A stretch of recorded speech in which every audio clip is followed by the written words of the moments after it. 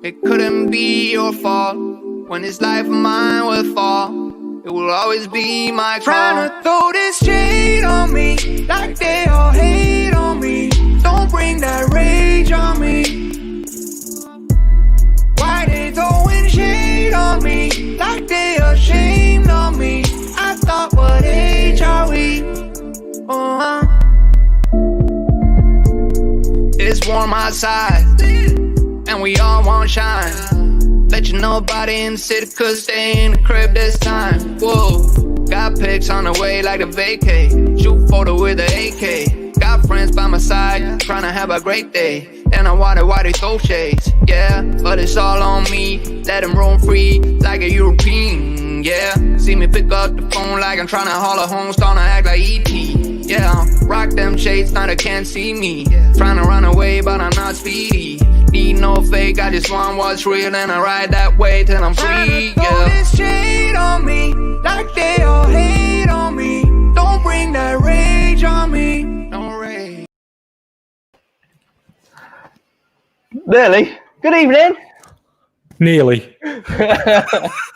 God, I so like that. Do you know what? It's amazing how your tastes in music change over the years. Because I used to be a rocker when I was a kid. I don't know about you. I've always been a rocker. Yeah, I haven't quite got to your midlife crisis yet. It's not a crisis, is it? It's just how the music changes. I'm really into the hip hop type of culture. Obviously, I was into the dance as well. But what was your last concert you went to? It would have been Download Festival a couple of years ago. Who was on? I can't remember. Oh, that's good stuff. It was Iron Maiden. I don't know. I've been every year pretty much until recently, and then I got fed up of getting absolutely wet through. When I was a kid, I must have seen Iron Maiden about 5 or 6 times. Yeah. Really, yeah. And I will like to go see him again as well. Do you know what my last concert was? Slipknot. I last Slipknot. I've seen him a lot of times. Yeah. I've always watched them on the Monster Download because they always have it on Sky Arts, don't they? Basically, and it's one of them where I tell you what, these look good live, and then they were on at Birmingham, and I thought I'm going to watch them, and I wasn't disappointed, mate. What a show they put on! I've got a clue what they're on about. No, they're very good. And what I like about Corey as well, the singer, is he always promises to be at Download no matter what, every year. Yeah, they put a good show on. They do. Not everybody's taste. So yeah. God, how hot was it today? How what? How hot was it today? Yes, I know. I went out to my bike, got very warm. I don't know whether sunburnt or just hot on the bike.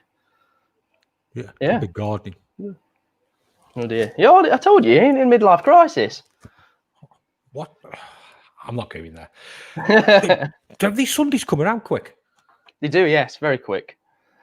They do. Yeah, we had it was Myriad last week, wasn't it? We did, yes. Give people an idea of the trade side, really. I don't think a lot of people know Myriad are and how big they actually are, really, to be honest, Shane. No, and it's not until I watched after. They are very big. Massive. Yeah, Peter was very good, wasn't he? Yeah, as far as Myriad, I have spoke to Peter in the week because we got the ramps out. It was, in the end, Paul and Lucy Anderson. And Pete got the ramps out. He gave me a trade deal on them as well, which was good of him. And he did get them on the Friday as well. So they got the ramps. But what we're going to do after we come out of lockdown, I've been speaking to Pete, and we're probably going to do a weekly giveaway with Myriad where he's going to pick an accessory or a gadget. And then what we'll do is we'll give it away each week. Yeah. Sounds good. And then we had Life Beyond Bricks, didn't we? We did, yes. Good, weren't they? They were good, yeah. Got a lot to talk about. Yeah, just to pack in and just basically you just go out on the road like they do, to be honest. It's really, really good. And to lead into that, though, Shane, we've got another couple the same, another great story. And it might, just chatting to them in the week, it basically opened my eyes where, we'll go into it more when they do come in, where young people, there could be another avenue, basically. I don't want to get too much into it, mate. Yeah, I thought we'd struggle to find anybody younger than last week's guests. Yeah. To go motorhoming full time. But I was wrong. Yeah, another great story there, mate. Another great story. And you're in control of the podcast tonight, aren't you? The YouTube tonight. I am, yeah. That's why me and Jason weren't on there at the start, because I forgot to do that bit. And that's why now you're on the left. Yeah. And you're on the right. Oh, I got that right. Yeah, there we go. Okay, we're going to get Lee on about 8 o'clock. So if around about 8 o'clock, get some questions in for him. Any technical questions, we'll get in and he'll answer them for you. If you want to be on the show, if you've got any questions, you can get in touch with me on Twitter. At Caravans and Campers at SY45RP. Just follow me and I'll follow you straight back. You can also get me on Instagram on @themotorhome_show. And another way, you can email us. Yep, themotorhomeshow@gmail.com. Look at that, I got it all right. I'm pleased with myself now. You did well there. It flowed. It flowed. And then we've also got the podcast as well, which you can listen back when you're on the road, especially when motorhomes are up and running again. I don't think anybody might listen to us twice, would they, Shane? No. But you never know. Some die-hard fans. My mum, my dad. They listen to it. I haven't got any friends. I'll listen to it again. What's on tonight, Shane? Okay, so tonight we've got Rebecca from A Motorhome Life of Hank and Marvin. They're on a few minutes. Then we've got Lee at 8 o'clock-ish. And then we've got Claire and Sam from Next Stop Everywhere. I tell you what I have had as well, especially in some of my comments on YouTube. A couple of people have asking about what our relationship is. Basically, obviously, I own a company called Caravans and Camp. No, not that relationship. I own a company called Caravans and Campers Limited that sells motorhomes, campervans, and everything. And I have another company called We Buy Campers. Shane has his own company called We Buy a Motorcaravan. And basically, the way we met was obviously at the auctions, at the motorhome auctions, and then we just got on. We both had a vested interest in YouTube. We've helped one another's. And then with lockdown coming on, we decided to do this show. So as far as businesses go, we're not together in business-wise. We are separate businesses. Do help one another out if we need advice on motorhomes and everything else, basically. Oh, by the way, I beat my record on Amazon last week. Go on. Right. Jake wanted a joystick for his PlayStation so he could use his birthday money. I ordered it at 12 o'clock. What time do you think it came? 5:45. 5 o'clock. It's good going. How good's that? It's good going. Yeah. I've ordered a football for Lily, and that was about just after 12. We should be still waiting for it to come. So they've let me down. But they have still got till 10 o'clock, though, in fairness. Is it definitely coming today? Yeah, well, it says it is. It says it's out for delivery. Okay. I'm going to be skint all to try and beat the record. Yeah. It's good going, Amazon, to be fair, though, isn't it? Yeah, ain't it just? You want to ask a question to everybody? I do. Oh, yes, I do, yes. Okay, so what we want to know is, obviously, we're dealers and we deal with a lot of other dealers.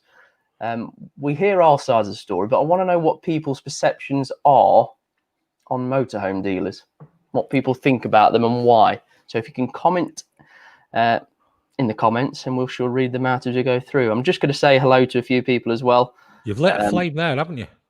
I have, yeah. I mean, I'm welcome to abuse here. So we've got hello, Mark, Jim, VW Adventures, Lee and Laurie, Kobe the camper. You think that's a person or it's a camper van? That's a camper van. I know Kobe. Kobe comments quite a lot on some of the YouTube stuff. I know, but is it the camper van that does the comments? I'm not even going to answer that. Available today. Hi, guys. Are you ready for tomorrow? Yes, you're open tomorrow, aren't you? Ooh, I'm opening tomorrow. I'm opening tomorrow. I'm going to work. Work. No homeschool. I'm off on one then, aren't I? No homeschooling or anything. Oh, yeah, I'm looking forward to it.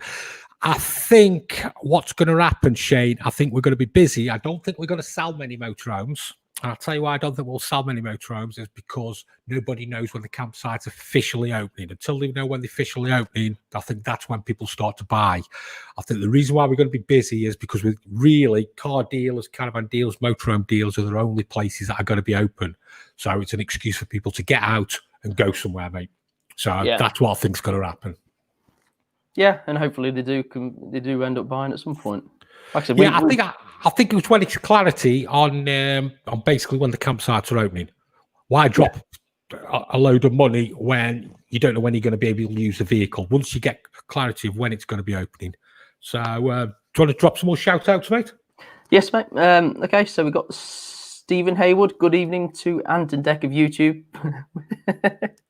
Which one are you? Who's Antony's Deck? Ant's Which the big one's one. Who's the one with the big forehead?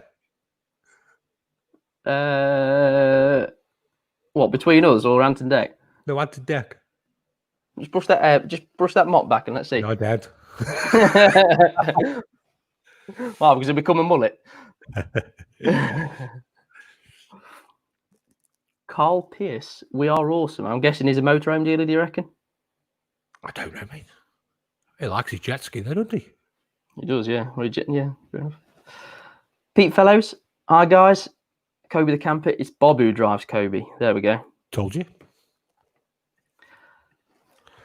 We've got a question. What is the most reliable motorhome and how many miles are they capable of covering? Well, that's easy when they run out of petrol. Go on then, Shane. Most reliable motorhome.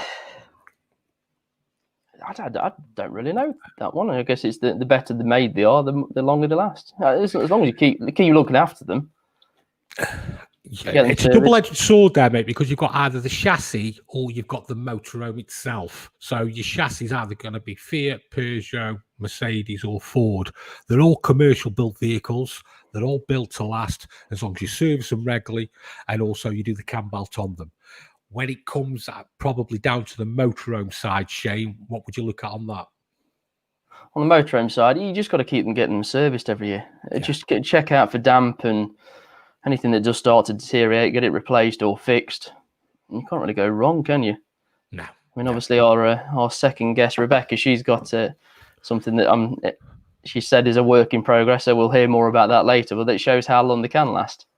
Yeah, because the commercial vehicles, Shane, aren't they? Yeah.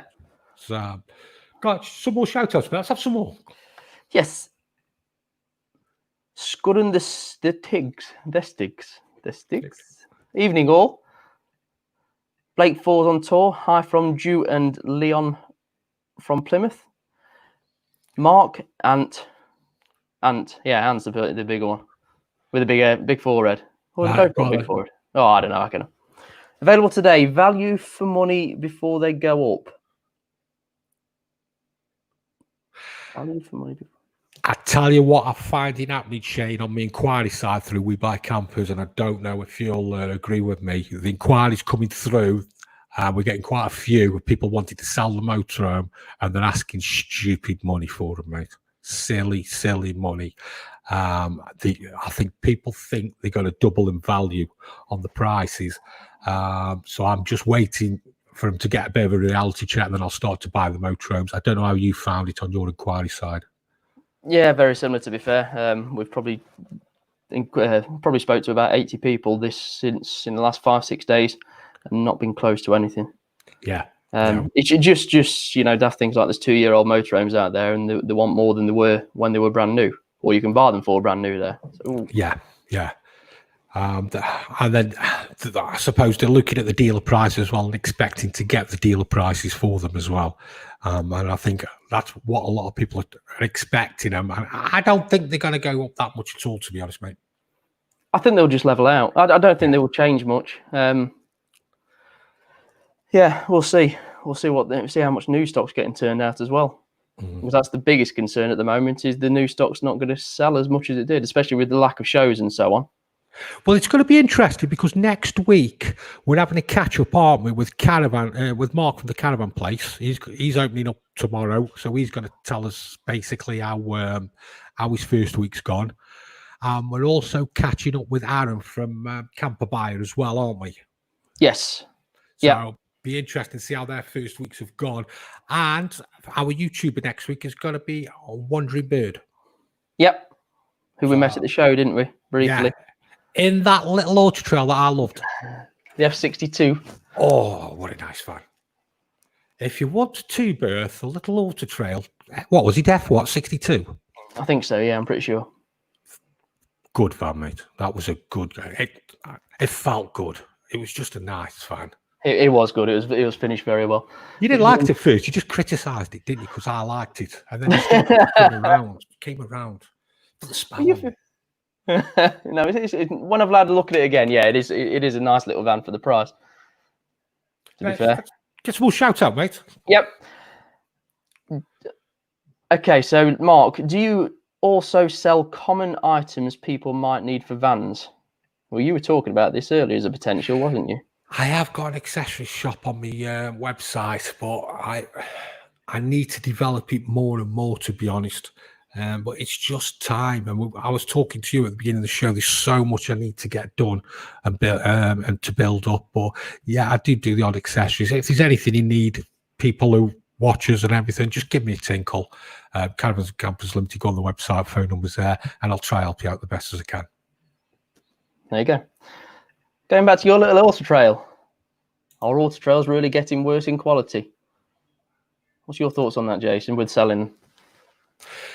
I think auto trails are overpriced, mate. I do think they're good quality as well. I struggle to sell newer auto trails because I think of the price. The 2001s to about 2008, I don't seem to have a problem. But a general rule, I tend to keep away from auto trails unless I brought them right, mate. The newer stuff. To be honest with you, so I can't really comment much about worse in quality. What about yourself?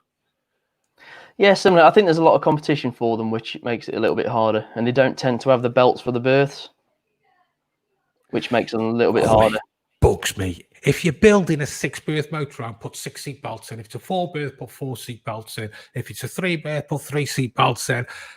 Just, yeah, you're right there. It annoys me. A 4-berth motorhome with side benches and no seat belts. Yeah. And you can't bill it as a 4-berth. It's a 2-berth. It's a 2-berth motorhome. See, I can get away with the 4 berths with 2 belts sometimes because it's just how the lounge makes up. But it's when you've got the 6-berth with 2 belts. It's such a grey area, Shane, though, isn't it? Because they say if you side on or you're back to the drive, you don't have to wear a seatbelt, a bit like a minibus. My argument is, Shane, are the insurance companies going to agree with you? Well, for me, as a safety point of view, I wouldn't want to do that anyway. No, not at all. Not at all. Especially children. It's just non-negotiable. Non-negotiable. No, not at all, mate. I mean, I put my dog in a seatbelt and harness, let alone people. Get through some more of these, mate. Yep. What's your opinion on a Trusco motorhomes? Now, it's not something we've really come across at the shows, is it? Didn't we see that A-Class one? Was that one of the first? Remember the first time we went to the motorhome show, and it was the first one we videoed, that A-Class. Oh yes, we did actually. Remember? Yeah, cheap build, but it was cheap price. Was it under 50k for an A-Class? I don't know about that cheap, but it was. Yeah, it was. It's a part of the Heimer group, so they do a few little bits like that. So yeah. Life Beyond Bricks, hello. Apologies. Hello.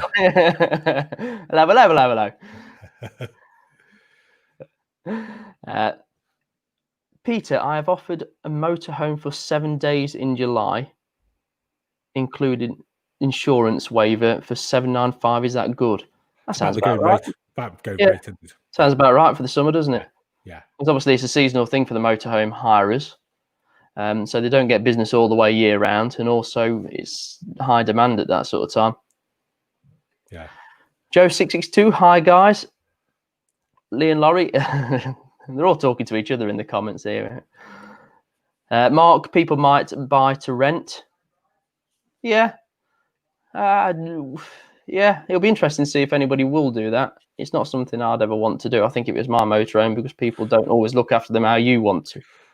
If you buy the motorhome to rent and you've got to have an habitation done on it every year and a gas done on it every year, your typical caravan engineer will not be able to do a habitation check on that. They have to be gas safe to do the gas test on the motorhome.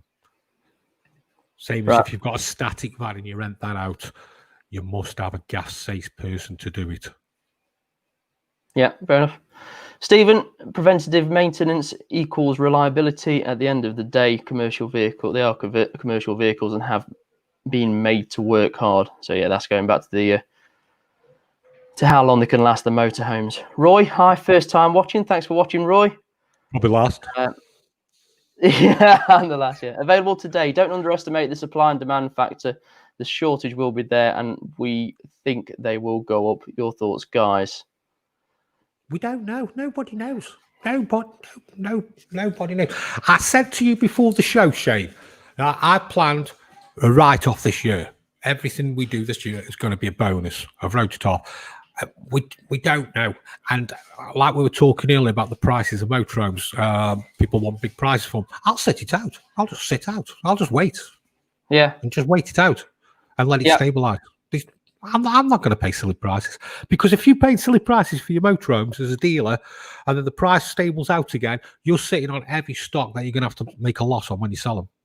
Yeah. And at the end of the day, we all go to work to make a few quid, basically. Yeah. Mate, okay. have you seen the time? We're waffling. I was just about to say yes. We're waffling. So don't forget, if you want to be on the show, if you've got any questions you want to put in on the show, you can send me out on Twitter. Yep. All right, we buy. That's yeah, on that one. Or Caravans and Campers at SY45RP. Just drop me a follow. I'll follow you back and send me a question. You can also get me on Instagram at the Motorhome Man, and you can also email us, Shane. Yep, at the motorhomeshow@gmail.com. 8 o'clock roughly, Lee's going to be in, so get your questions, your technical questions out for Lee. Shall we bring the first guest on, Shane? We shall. Are you ready? I'm ready. Okay, here we go. Hi. Good evening. How are you? All right? It's really weird seeing all my stuff because obviously I'm moving house. Well, I'm moving out. So at the moment, I'm in the process of using any little bit of space I can to get all my stuff in ready to sell. There's somebody behind you. She's my mannequin. She's called Manny. And she's got legs. I've hidden the legs. Yeah, I put all my dresses and things on her so I can take photos ready to sell. Okay. Yeah. The Motorhome Life of Hank and Marvin YouTube channel. Yeah. How did it all start? Just before you start, we all see YouTubers on YouTube doing the videos and doing everything else. And it was like last week when we spoke to Life Beyond Bricks. It's nice to actually speak to people and get a good story and find out how things happened and everything. So sorry about that, but how did it all start? My partner and I, we bought a American Chevy motorhome. It would have been 2 years ago, and we called him Hank the Yank. And it was fantastic. It was an amazing vehicle. It had 3 fan belts. When you were talking about fan belts, it had 3 fan belts. So when one went, if we didn't have a spare one, then yeah, the alternator wouldn't carry us home, and it was too wide to be towed. But we would go out every weekend. Every weekend would be stomping around the woods, going foraging, and we just made it our second home away from home. And it was just wonderful. It was our time, quality time, because Colin, we used to work very busy, very hard, and I would work as well. And so that time, I'd get home from work and he'd be like, right, come on, let's go. And I'd be like, what do you mean, let's go? Well, I've got Hank ready. And I'm like, oh no, I've got to pack a bag. Oh, I've done all that. Yeah, but we've got to go shopping for food. Oh, I've done all that. I was like, oh, okay, let's go. And then we just made a fantastic weekend and we had so much fun. that we decided that January just gone, we were going to go traveling for a year around Europe. The unfortunate thing was last year he was involved in a motorbike collision, which I just found out on Friday that the lady in question is going to be charged with death by careless driving, and he lost his life 3 days later. So of course, a lot of all our plans were just stopped. It was challenging for me because I couldn't drive Hank the Yank. He was his weight was too big for my license. So I decided that I wanted to carry on traveling and live out the dream that we had created together, but I just couldn't drive that vehicle. So I bought a vehicle. I bought a Swift Kentucky. He's 30 years old and he's called Hank Jr. How come you picked it? So the weird thing is that 3 weeks prior to his death, we went on holiday to Crete together with my sister for her 50th birthday. And Colin kept, the cocktail stirrers that have got like little designs and things on it. There was one that he had that had 2 palm trees side by side, and he kept taking photos of it in different perspectives of the picture. And I was looking at a particular motorhome on eBay, and when it goes underneath and it says more like this, well, Hank Jr. came up and I saw the symbol of the 2 palm trees with a love heart round it, and that's what drew my attention to him. Nice, clean, tidy, great vehicle. Got it back. There was a few issues with it that's now we've rectified. But It's on a Talbot, isn't it? Yeah. Do you know the thing with the Talbots? If Go anything on. goes wrong with them, just hit them. Just hit them. I will take a hammer with me. There's nothing to it. That's when life was simple, Shane. Yeah. That's before my time. I remember them. No, it Yeah. wasn't. Do you know the great thing about it is that when I took it to get serviced, the engineer said to me, for a 30-year-old van, I've never seen an engine look so pristine. It's been really well looked after until I got my hands on it. So you got the van back. So what happened then? So I got the van back. I got him home, and for me, it was really, really difficult because I mean, I'm still not 100%, but I have a goal, and that's what's kind of spurring me on, because he was the love of my life, and he was just so much. He was so full of life that I admired that, and I want to carry on doing that, but I know that I couldn't do it alone. A few weeks after his death, I went to see my family in Nottingham, and Colin and I had spoke about getting a dog to go foraging with, that we wanted to do mushroom hunting. And What type of mushrooms? Oh, any mushroom, it doesn't matter. We know which ones to take and which ones not to take. Are there some that are, in fact, just get off of mushrooms then? Are there some that are really poisonous then, or? Well, all mushrooms have a toxic level in it. It just depends on how many times you can eat them. Some you can only eat once, and some you can carry on eating. You ever made a mistake? Yes, we did, but just the way that we cooked it. Because we had a dehydrator, and some mushrooms you can dehydrate and regenerate, and some mushrooms you can't. So chick of the woods mushroom you can hydrate, and then they'll come back for stir fries and spaghetti bolognese and things. But like beefsteak mushrooms, you can't do that. You can't freeze them either. But yeah, we had so much fun. And then so when I was in Nottingham, my sister kind of badgered me. She said, are you going to have a look at some dogs? And I was like, okay. And she kept going on and on at me. So I went online, and surprisingly enough, I found a woman who had beagle puppies. And my sister kept saying, have you rang them yet? Have you rang them? Oh, no, I haven't rung them. Oh, well, I'll ring them. I'm like, oh, no, I'll ring them. And I sent them a message, and it wasn't until the next morning. My sister said, have they got back to you? And I said, no, not yet. Right, ring them now. I'll ring them. I said, look, I'll ring them. And they said, yeah, you've got 10 minutes to get here, because it was only about 1.5 miles away from where we were.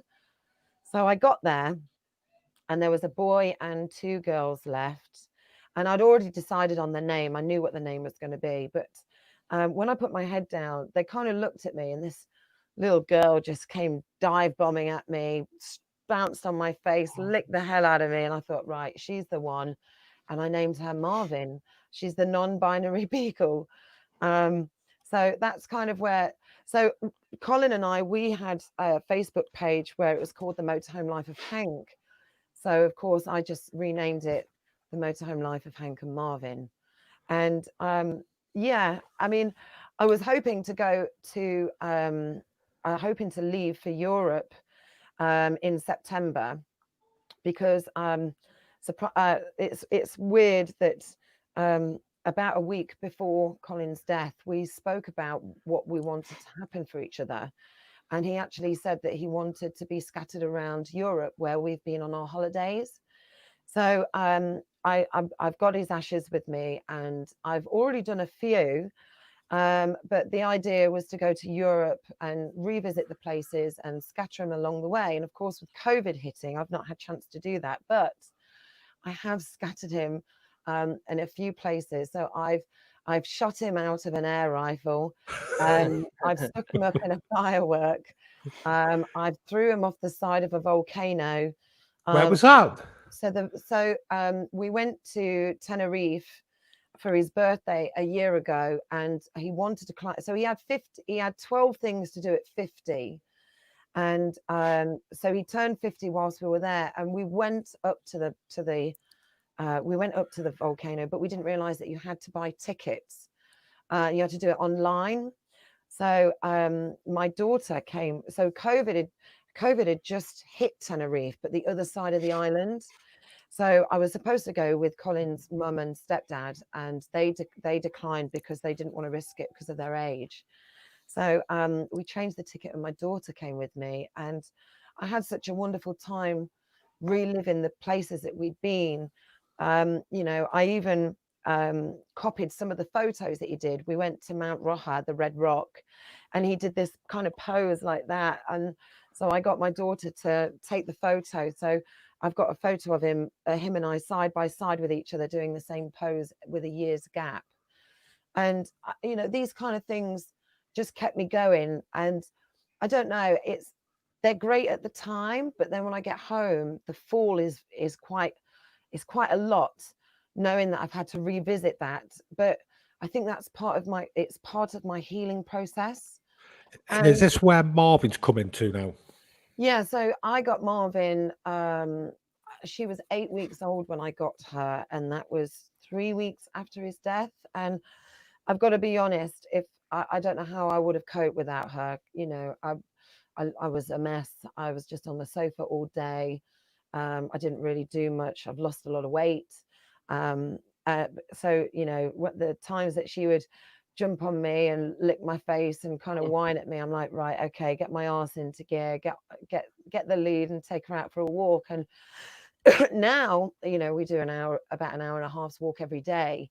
And I absolutely love it. She's been an absolute diamond. I know that a lot of people recommend to get a pet, but I would really advise it for the healing.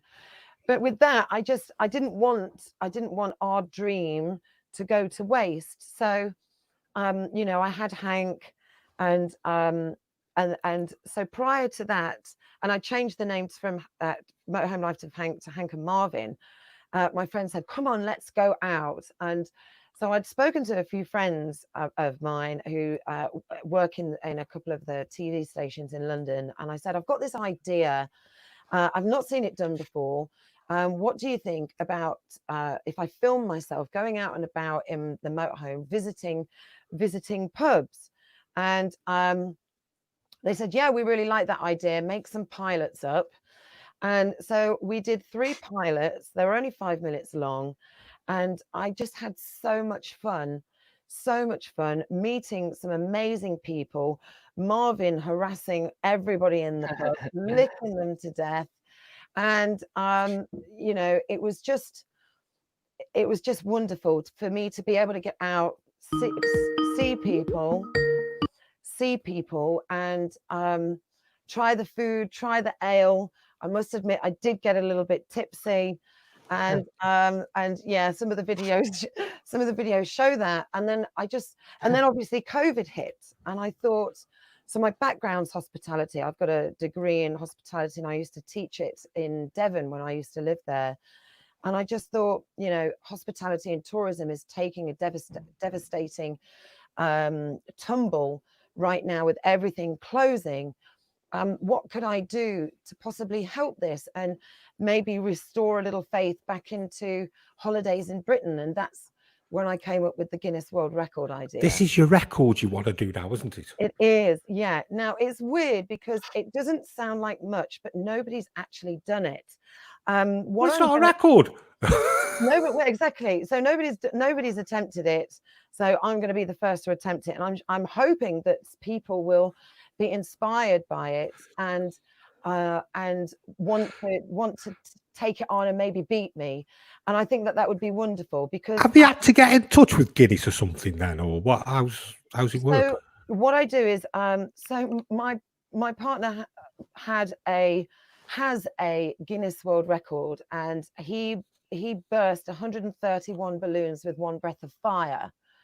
And I thought to myself, do you know, if Colin was such an sorry. You all right? Yeah. He was such an inspiration that I just thought, if you can have one, I'm going to have one. And so come on then, what is it? Tell us about it. Okay. So I know it doesn't sound like much, but what I'm attempting is it's the largest pub tour in a motorhome. And I'm going to be visiting a minimum of 150 pubs in 12 months. And I'm going to be recording each pub, reviewing. That's a lot of hangovers. I'm going to be reviewing the food and drinks. I'm not going to be drinking every night because obviously I'm driving. Yeah. I'm not a big drinker. I'm really not, you know, a couple of glasses of wine and I'm all giggly.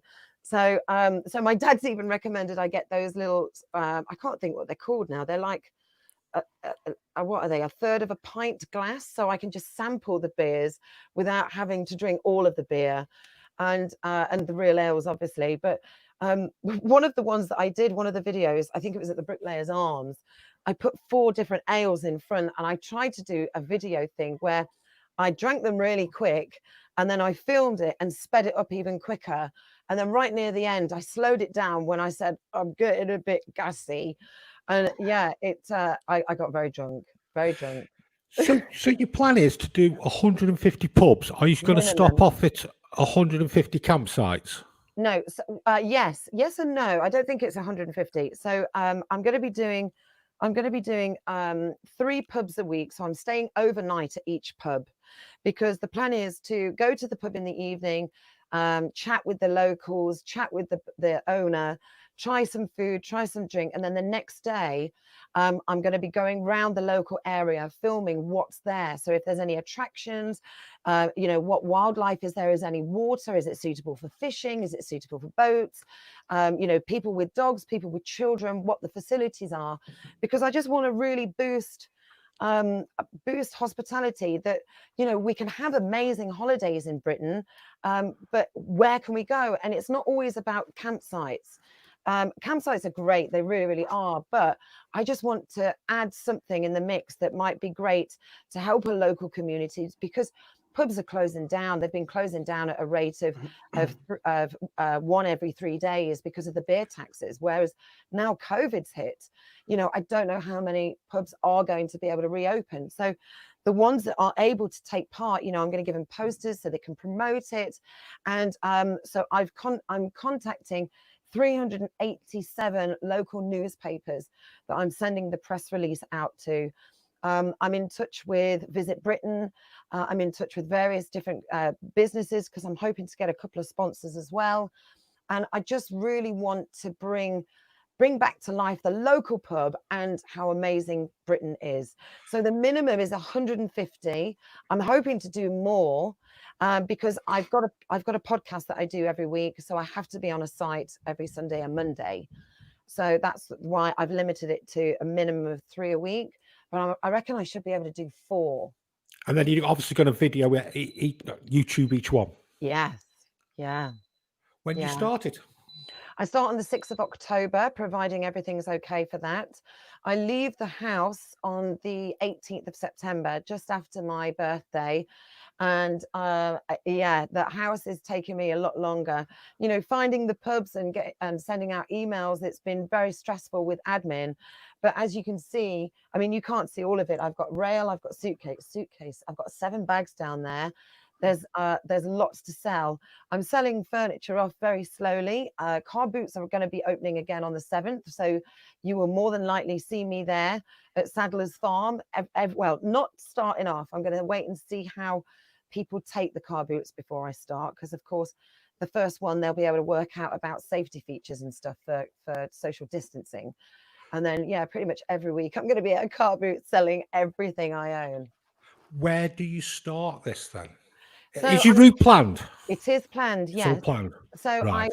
I'm going to be visiting my folks and family in Nottingham, and my dad lives in Hucknall. So I'm going to be starting off in Hucknall, and I'm going to be coming down. So from East Midlands, I go up and round, then I go to East Anglia, then I go to the east of England, then I go to the southeast, then I go to the southwest. Then I go to West Midlands, and then I dip into Wales, and then come back into the top part, the south part of West Midlands, and then I go northeast, and then I only brush into Scotland a little bit because I'm actually quite concerned that Hank will die trying to get up any of the mountains in Scotland. But then one of the pubs that I'm going to is the tallest pub in Scotland. So I'm hoping it's a gentle incline. Otherwise, I might have to park at the bottom and see if a local will drive me back down at night. That's a very good point. Have you got a backup plan? Yes, I've got B&Bs that I've been looking at in and around those areas. If there's any Talbot mechanics that can film and they're interested in a 12-month journey with me, I've got plenty of room. It's a 6 berth, or you can follow me. And you won't need much room. You'll just need a hammer. A hammer. That's a hammer. Hammer's all good. I do have one of those. Well, but fingers crossed, fingers crossed. Hopefully, it'll be quite good then, just filming from each pubs and everything else. Yeah. Well, this is it. I'm going to publicize my journey. So, if anybody, what would be wonderful is if anybody in a motorhome who is near that area or wants to travel to that area can come and join me on an evening. So it'd be really, really great to build up a community network as I travel. And of course, I know what you're doing. You just want to get everybody there so they pay for your drinks. That's what it is. I can't drink and operate a camera. It'll all go Pete Tong at that point. I have to ask you something now. Talking to YouTube, your last video. Yeah. Were they flexible solar panels you put on your roof? Okay, so can you just answer me that, please? Yes. Why did you attach them as if there was going to be a nuclear bomb dropped on it? What do you mean? She attached them that good. A nuclear bomb would have dropped on, and they still would have stopped on. And the flexible solar panels, she screwed them in, she glued them in, she knocked them in, everything. I don't know when you saw it that the brackets are actually hollow, and the surface area. I just thought that, I'm panicky if I'm going to be driving at 50 and a wind comes in, because I kind of didn't. When I first saw these brackets, I thought these brackets can't be for this panel. And I'm Googling anything. I'm like, okay, fair enough. Because I could not find any more brackets. But then some of the groups that I'm in on Facebook, they said, just glue them on the top. And I thought, well, surely you don't glue solar panels because they need some air underneath to be able to keep them cool.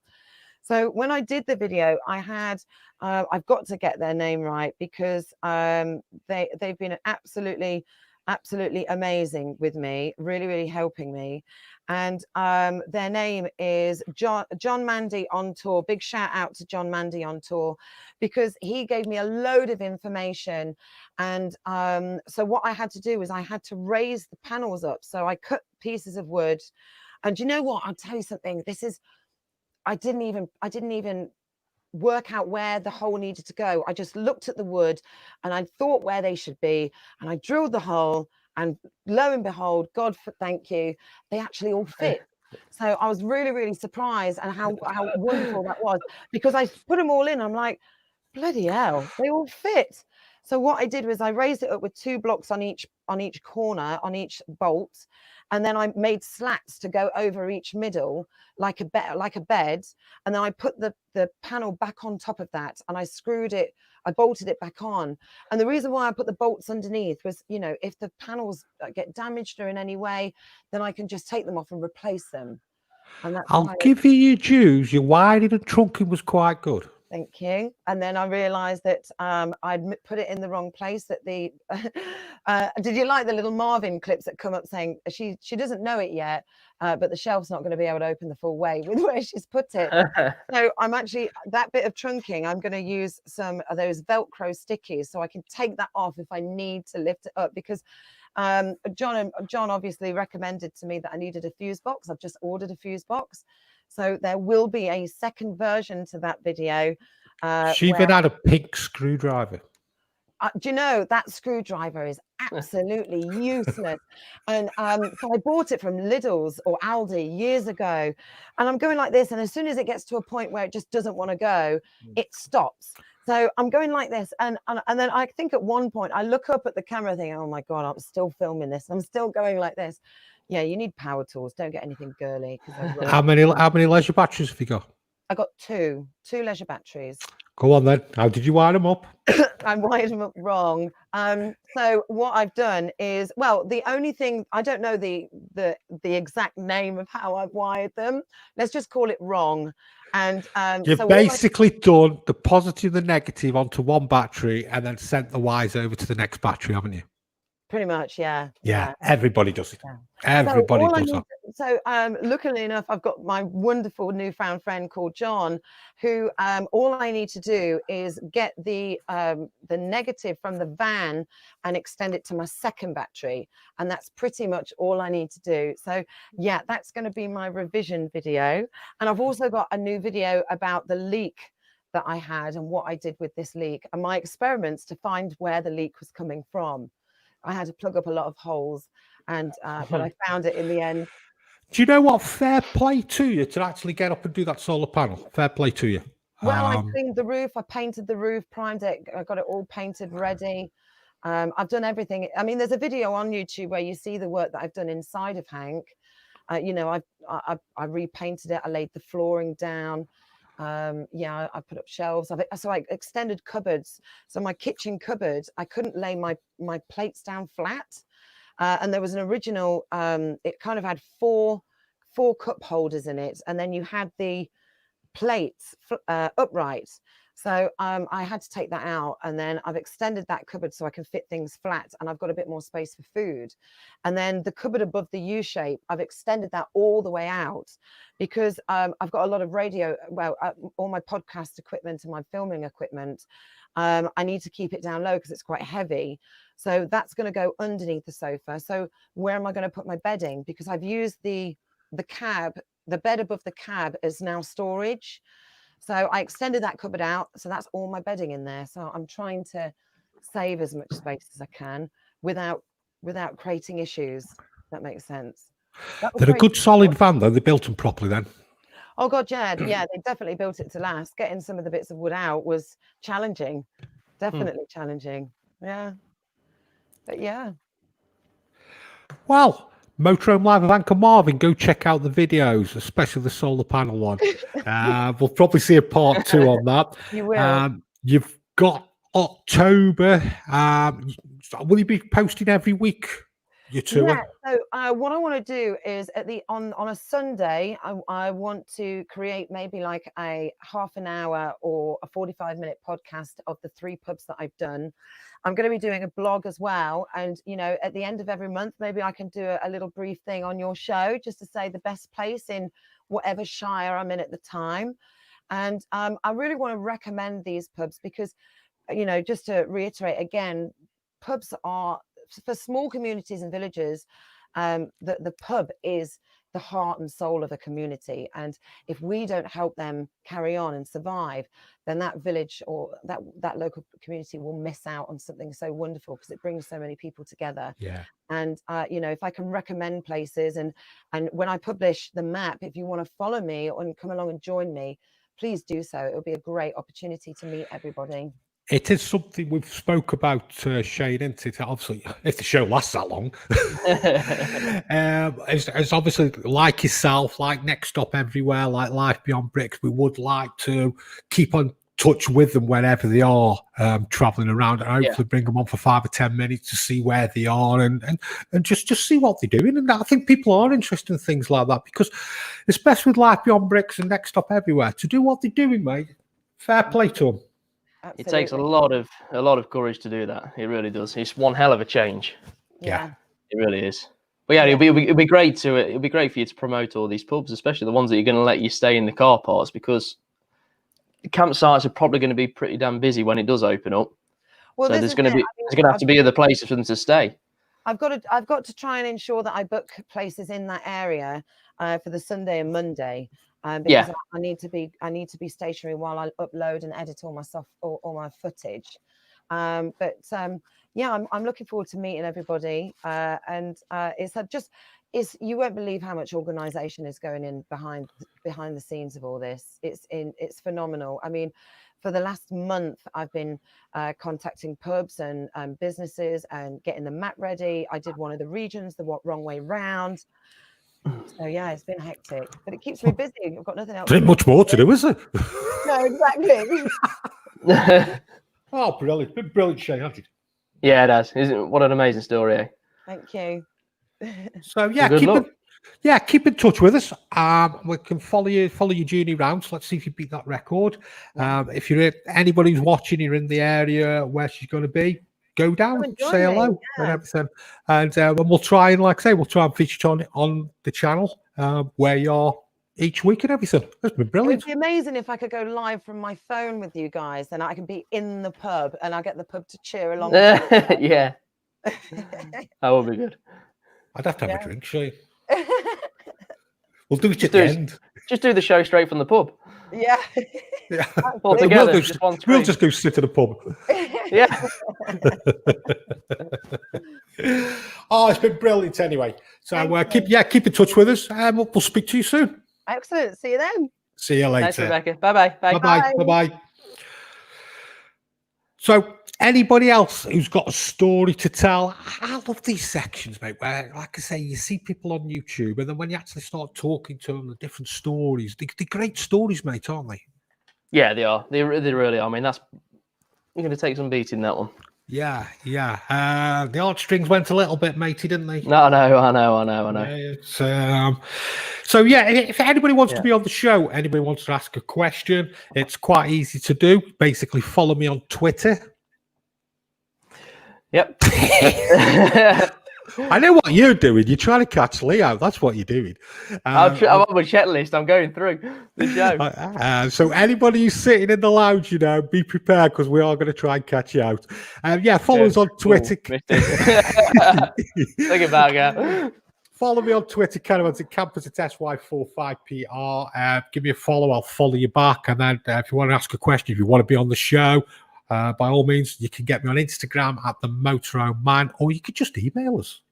Yep, the motorhomeshow@gmail.com.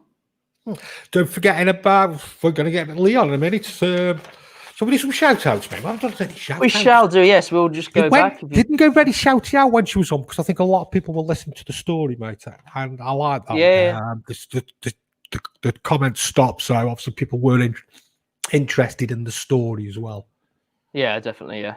Yeah, which is a good story to tell. And Yeah, yeah, amazing, really. It really is. Okay, so we've had that one, so let's just go to the next. No, No, we did that one before, didn't we? oh, did we? Yeah. Don't underestimate the supply and demand factor, the shortage there will go. We've done that one, Shane. I know we haven't, just testing you. Do you know anyone northwest that do wrapping on a motorhome? Wrapping? No. It's something I was talking to my neighbour about the other day, actually, because obviously until recent years they've all come in white. So if you want something a bit different, just to put a bit of different colour, I mean, it's like the Auto Trails. What have they got now? 8 different colours you can choose from. Yes, yeah, we covered that in the video, didn't we? With the show, didn't we? We did, yeah. Went And funnily enough, it's some of the old Adrias and bits like that seem to sell well because they've got the silver sides and so on. yeah, everything's white, isn't it? Really, sometimes. Yeah. Okay. What are your thoughts on the Roller Team Pegaso 745A class? Are they good motorhomes, Shane? We haven't had too many of them, but they're always between them and Mobile Vetta. I think they're quite similar, really. They're quite modern looking inside, nice, bright and white with the lights. But yeah, in terms of anything else, what do you think? Do you know much about them, Jason? No, I haven't come across them at all, mate. So I can't really comment there. No, okay, fair enough. Mark, people without jobs might lap up caravans and motorhomes to live in. Yeah, it's a lot more cost effective, isn't it? Yeah, yeah. It's something we'll get into in a bit, mate. Yeah. Yeah, well, it is something. Yeah. If you go on, Jason. If you had 100k, what A class would you buy? I think the problem there, mate, you're talking between the 120s, 150s, aren't you? Yeah. The Cathargos. It's a big old. God, you don't know where to start because there's so much variety at that sort of price, isn't there? Yeah. It's very hard to ask questions to us like that because it's all about layouts. It's all about your layouts. The biggest thing when it comes to buying a motorhome is one, your budget, and the other one is the layouts. A layout that I might want, and the people who will be going away with me will be different to say, you, Shane. Yeah, that's right. Yeah. Do you know what I mean? So, and just coming on to that subject, I am doing a video on YouTube on Wednesday night, which is all about layouts as well. I'm going to cover all the different type of layouts in the motorhomes, but layouts is your big one. So, me and Shane might be have this 100 grand, and the type of motorhome I want will be for a family, where it's Shane will be for the two of you and the dog. Yep. So, yeah, difficult. Another one? Yep. Chris, hello from the Camping Crew Podcast Island. Loving the banter. Looking forward to a motorhome life of Hank and Marvin. Islands, eh? Yeah. I'm sure I've seen one in South Africa as well, which is a regular, isn't it? Yeah, he's on every week. Byston Blinkard. Sorry a bit late, guys. Watching Tread the Globe here now. Martin Jude from sunny Lincolnshire. Yeah, Tread the Globe. Shane, I don't know if you know this. They were doing a tour in a camper van all around Europe, and they're stuck in Turkey at the moment. Right. So I think they've been there for a good month, mate. Stuck there, and I think the community there have really rallied behind them as well. Okay, good. So nice people. Yeah, Charlie and me. Hi guys, greetings from Charlie and our camping vlog on YouTube. I'll have to have a look at that one. Charlie and our camping vlog. We'll have a look. Another one that's been watching Tread the Globe and the Motorhome Show. Because that multitask, I couldn't do that. What are your opinions on new roller team motorhomes? Have you come across many? A lot better than what they used to be, though. Oh yes, they used to be. We had a look at the show. Yeah. Well, yeah, if you go back 30 years, 20 years, 30 years, it used to be terrible. Yeah. They really did. Now, something I saw coming up when Rebecca was on a minute ago, dogs choose you. They really do.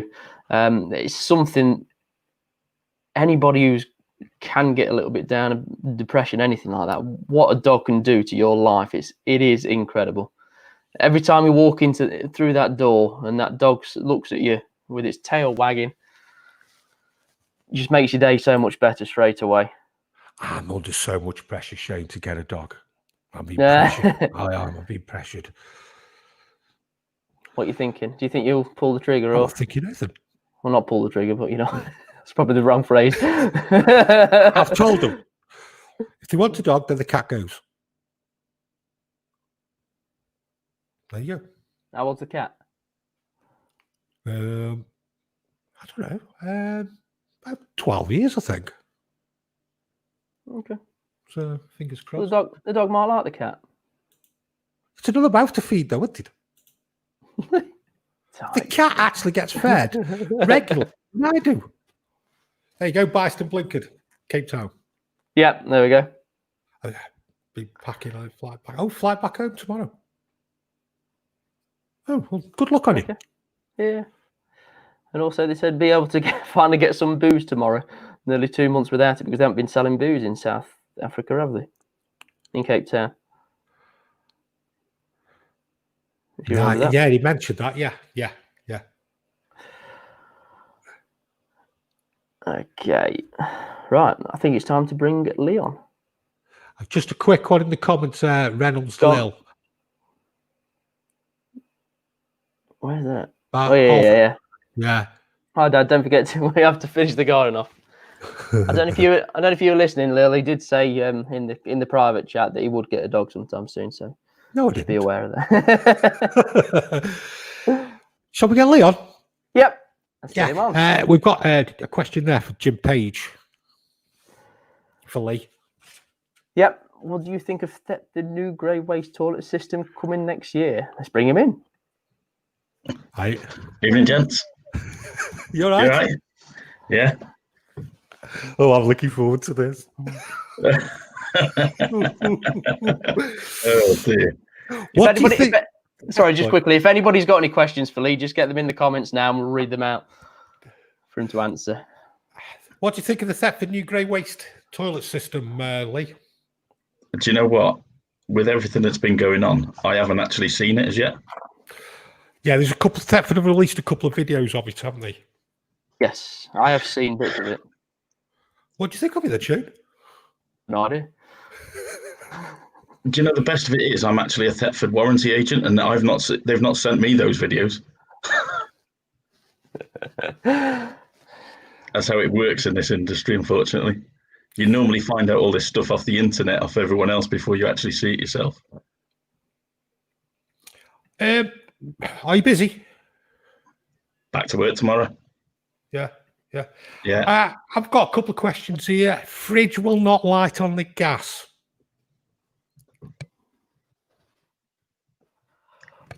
Go on. Does it try? Does it try and fail? It's igniting, but you can hear it ticking, but fridge won't light on the gas. It's just somebody's asked me, that was all. What type of fridge do you know? It's a three-way fridge, isn't it? Electric, gas. It's going to be one of those nights, is it? Depends on the model of fridge. It's with... What would be your process of finding out? Well, you've got to check you've got gas coming through the burner system to a start. Yeah. The biggest problem with gas is gas fridge parts. People don't tend to use them very often, so they get corroded up, they get gunked up. And then when someone does try and use them, they won't light. There's not a strong enough flame on them. Sometimes they do light, but there's just not strong enough flame because of debris and things that have dropped off the burners to, allow the thermocouple to hold open to keep it lit. Of course, when you've got that sort of issue as well, you've got the problem of you maybe having a incomplete combustion. So, you could be having carbon monoxide issues. If you're having any issues with anything with gas on a fridge, because it's something that people tend to take out and mess with themselves, I would definitely recommend getting someone qualified to check it. I think a lot with the fridges, though, Lee, it's lack of use, isn't it? Yeah, it is lack of use, but normally an airline, isn't it? Yeah, you could. The trouble is, people jump straight on an airline and blow across the burner. What that can do is it can actually release debris from up the chimney of the flue, which will drop on the burner and can actually make things worse. So, to do it properly, the fridge needs to come out. You need to check the burner. You need to clean the flue. and basically give the fridge a gas service. Yeah. Have you got any questions coming in, Shane? Yep. Yeah, just going back. There's the answer. No booze since the 15th of March. Fraser, hi guys. Citroen, Fiat or Peugeot, best maintenance parts extra. Which would you recommend? Love this channel. Thank you guys. You come across this side of things, Lee, much or? No, I don't really have anything to do with the vehicle side of any of the vans. I'm more the habitation side, and we were actually talking to Jason's mechanics. I dropped my motorhome with him yesterday to have a job done on it. So I said to him it'd be a chance to make himself famous and come on here. Yeah, with Fiat and Peugeot, I think they made it the same factory, aren't they, Shane? Yeah, they're just rebadged a little bit different, aren't they? Yeah, there's no real difference between Fiat and Peugeot, and as far as parts, they're just like the Ford. There's plenty of parts. There's off the shelf and everything. So as far as parts, there's not really a problem there. Yeah. Bob Earnshaw's just helped us out with so this new Thetford waste system, wasn't it? So it makes it more like the American dump system. I'll have a look at that later. Yeah. Do that for next week, Lee, can we? Yeah. Yeah. David Orme. Hi, Jason, Shane and Jason. David from Alcove. Chasson 3-year-old 630 on a 170 Ford. Have today found when cleaning the heat exchangers, fridge freezer on our Chasson. Is it a problem on all motorhomes? David. I'll let you read that one back.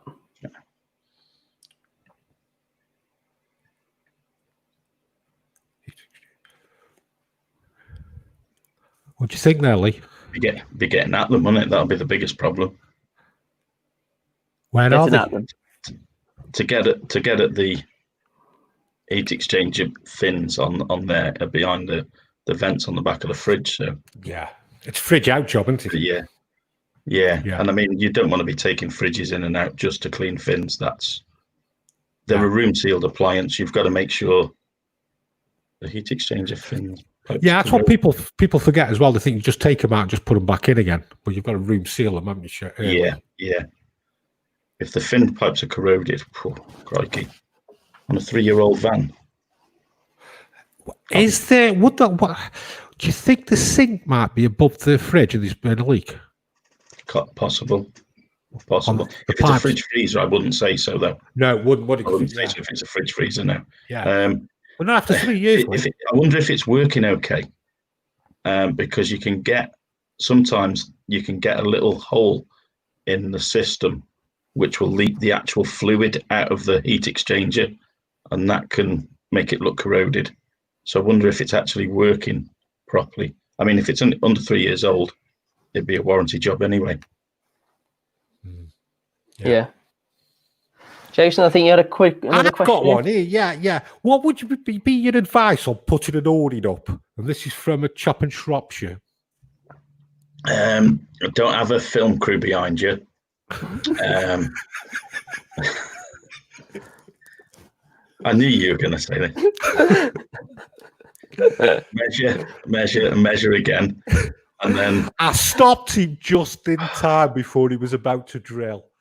I said, have you checked that, Lee? When Rebecca was talking about the holes for the solar panel a minute ago, I saw you smirk, and I really wanted to bring Lee in right then.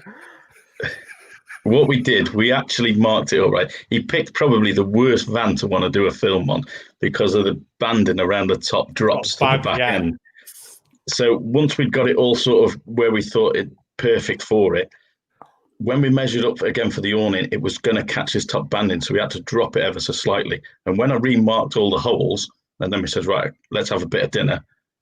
And then went away, come back, and I went to drill the top holes that I'd originally marked. And I was like, whoa. Yeah, it's just stopped him in time, but it just proves it, doesn't it? It's measure, remeasure all the time. It's easy done. Yeah. Even to the best of us. But it was what it was, Shane. It was an auto sleeper, and there was a beading above the hab, and we've got there was an awning light that was in the way. Yeah, so we had to take the awning light out, and we had to get it just right below the beading, but also allow over the top of the awning as well. Yeah, We okay. did get it spot on, mate, though, didn't we? Yeah. In Yeah. the end. And the light perfect back by the side of the door. But like Like a good engineer, he had to blame me. Actually, I blame watch the Kev, film. the cameraman. I blame Kev, the cameraman. It reminds me a bit of Only Fools and Horses with the chandelier. If you've seen that one, where they're at the top and they hit the arm, the chandelier falls down, and they're underneath in a different one downstairs. Just a quickie. Anybody watch the spaceship? I saw it last night. Yeah, saw both. Did that? Did you watch the takeoff Yeah. on YouTube? I saw bits of it. I didn't see it from the beginning. I saw it about 10 minutes in. But then, yeah, we saw them both last night. Yeah. And then, did you watch it doc today? No. I've been paddleboarding today. But the computers have sent that ship up and docked that ship. It was done autonomous. Yeah, basically, they didn't pilot it. They took over at certain points to do tests, but it was all done by computer. But that's amazing. That's amazing. Yeah. 16,000 miles an hour it was when it was going up into space. I think it got into space in about 10 minutes. Incredible. That's some speed, isn't it? Yeah. Is it truly a dirty satellite dish can affect reception? I've never heard of that. I mean, the satellite, it'd have to be severely dirty. Yeah. And something blocking the satellite and the LMB, really. No, it wouldn't really. And most satellite dishes sit down onto the roof anyway, so they shouldn't really get that dirty. Well, I've had some dirty satellites these last few weeks. Ones that have sat there for like 3 years without moving under a tree. I really have. Alex, it's not a technical question, but I bought a new Lunar Roadstar based on the Fiat Ducato 2.8 JTD.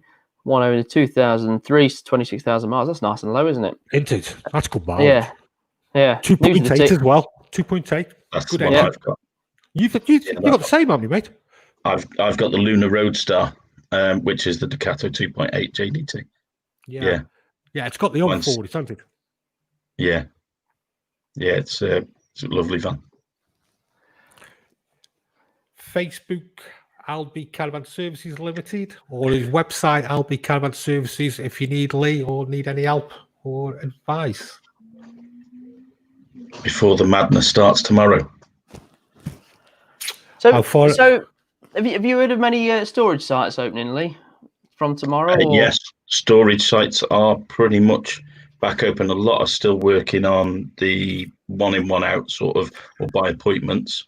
But yeah, majority of storage yards are open now. Sites obviously aren't open, but a lot of the sites where I've got seasonal vans, I've spoken to the site owners and they're allowing me on to go and do the service. And either, customers are posting the keys to me, or, they've got keys on site already. So yeah, it's slowly but surely, it's all starting to open back up.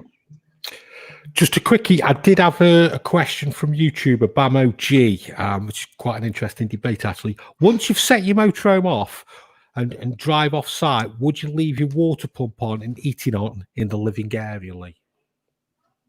Sorry, say that last bit again. Would you leave your heating on in the living area and your water pump on? Whilst you're driving? Driving, yeah. No, I wouldn't. I'd never have any. It'd have to be running on gas. I'd never use any gas appliance whilst you're driving. No. There's no reason to, though, is there? No. If you want heating on whilst you're doing that sort of thing, get like an Eberspatcher or something like that you can, like a cab heater type thing that, want to put one of those in. But I mean, there's no reason really to. Your fridge will swap over to 12 volt. I mean, I hear of people wanting to run the fridges on gas while they're driving along because they think it'll work better than it will on 12 volt. Once your fridge is cold, it's only got to maintain that temperature, And, your 12-volt will keep that fridge cold as long as you don't open the door for, 8-10 hours. Yeah. And then... That's cool box in the world, isn't it? Yeah, yeah. There's no need to run things on gas when you're driving along. And if you have got to run gas whilst you're driving along, then you've got to have crash-safe regulators and hoses. Yeah. Yeah. It's like leaving the water pump on. They're not like houses, Lee, are they, where we've got copper pipes, brass fittings. In motorhomes, it's all plastic pipes, plastic push-fit fittings. And leaving your pump on all the time under pressure, you don't need to. Switch the pump You off. imagine driving down the motorway 60 mile an hour and your water system develops a leak and your pump suddenly starts emptying the tank over the back of motorhome. You're gonna panic, aren't you? You'd naturally panic. And when you're on the motorway, you don't need that sort of distraction. Now, I'd switch everything off when you're driving. Have everything primed up and ready to go, and then switch it all off, and then you're done, aren't you? Beers in the fridge. That's it. And in the cool box in the garage, and don't want to run short. And the optics cupboard. Yeah. Fraser Collins asked if the Rocket was a Citroen, Peugeot, or a Fiat. They were actually Merlin engines. I think it was an Audi. No, they were Merlin engines. And here's the other one. When the Rocket went up, the rocket part itself that detaches, right?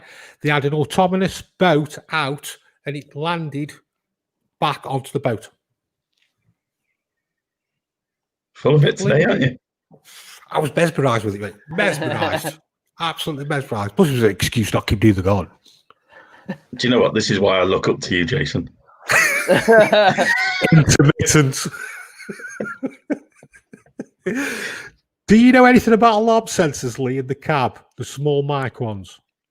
That's more on the vehicle side of things. That's your excuse. Little mic ones. Yeah, they are. They're on the vehicle side because they're part of the vehicle alarm, aren't they? What about alarms on the roll in motorhomes? Oh, they're a pain in the backside. The big problem I've got now, going back to work, is people haven't been at the vans for a long time, and the vans, no one's been near them, so their batteries are low, their alarm batteries are flat, and obviously, like the Sergeant alarm system, they recommend after 3 years change the battery in the alarm system. A lot of people haven't, and now those batteries are, I think I've got about 5 to order that need new batteries for their alarm systems. That's just off what I've heard spoken to over the last couple of weeks to go back, really. To be honest with you, Lee, I think when it comes to alarms, I think visual deterrents are much better than alarm, like a good wheel lock, locks on the habitation door, because thieves are opportunists, aren't they? And if they can see it's going to be hard work to get into it, it's like, move on. No one can see the alarm, can they? But a nice, good quality wheel lock, like spend 120 quid on a good one. And they do the door ones for the habitation doors as well, don't they, Lee? Yeah. That's it. Let's be honest. When you hear alarm, how many actually go out and have a look? Yeah. If you hear a house alarm, do you go out on the street and check which one it is? Shout out the window, shut it up. Yeah, exactly. Yeah, everybody just lets it get on with it, thinking something wrong. Yeah. Anything else? Can't believe the number of people doing van conversions. The best one I've seen is a VW Crafter long wheelbase. Do you get involved with these, Lee? Right, I don't, but my mate has actually just bought one. Right, his wife wants a motorhome, and they came away with us last year, and she was like, "Oh yeah, I want a motorhome." They looked at several. He wanted something completely different to her, which is the norm. He's gone out and bought a VW Crafter sports home, and she's seen it, and she's gone absolutely ballistic. He's basically bought a motocross van so that he can go away with his crosser, and she is absolutely fuming. And he won't even speak about it at the minute because he's still in the doghouse a bit over it. The thing is, Lee, it's a good build, though. It is a good build. The thing is, blokes don't buy motorhomes. It's the women who buy the motorhomes, who pick the motorhomes. Well, to be fair, I bought ours without my wife even seeing it. Oh, But she said, her words were, if I don't like it, you're going to be living in it.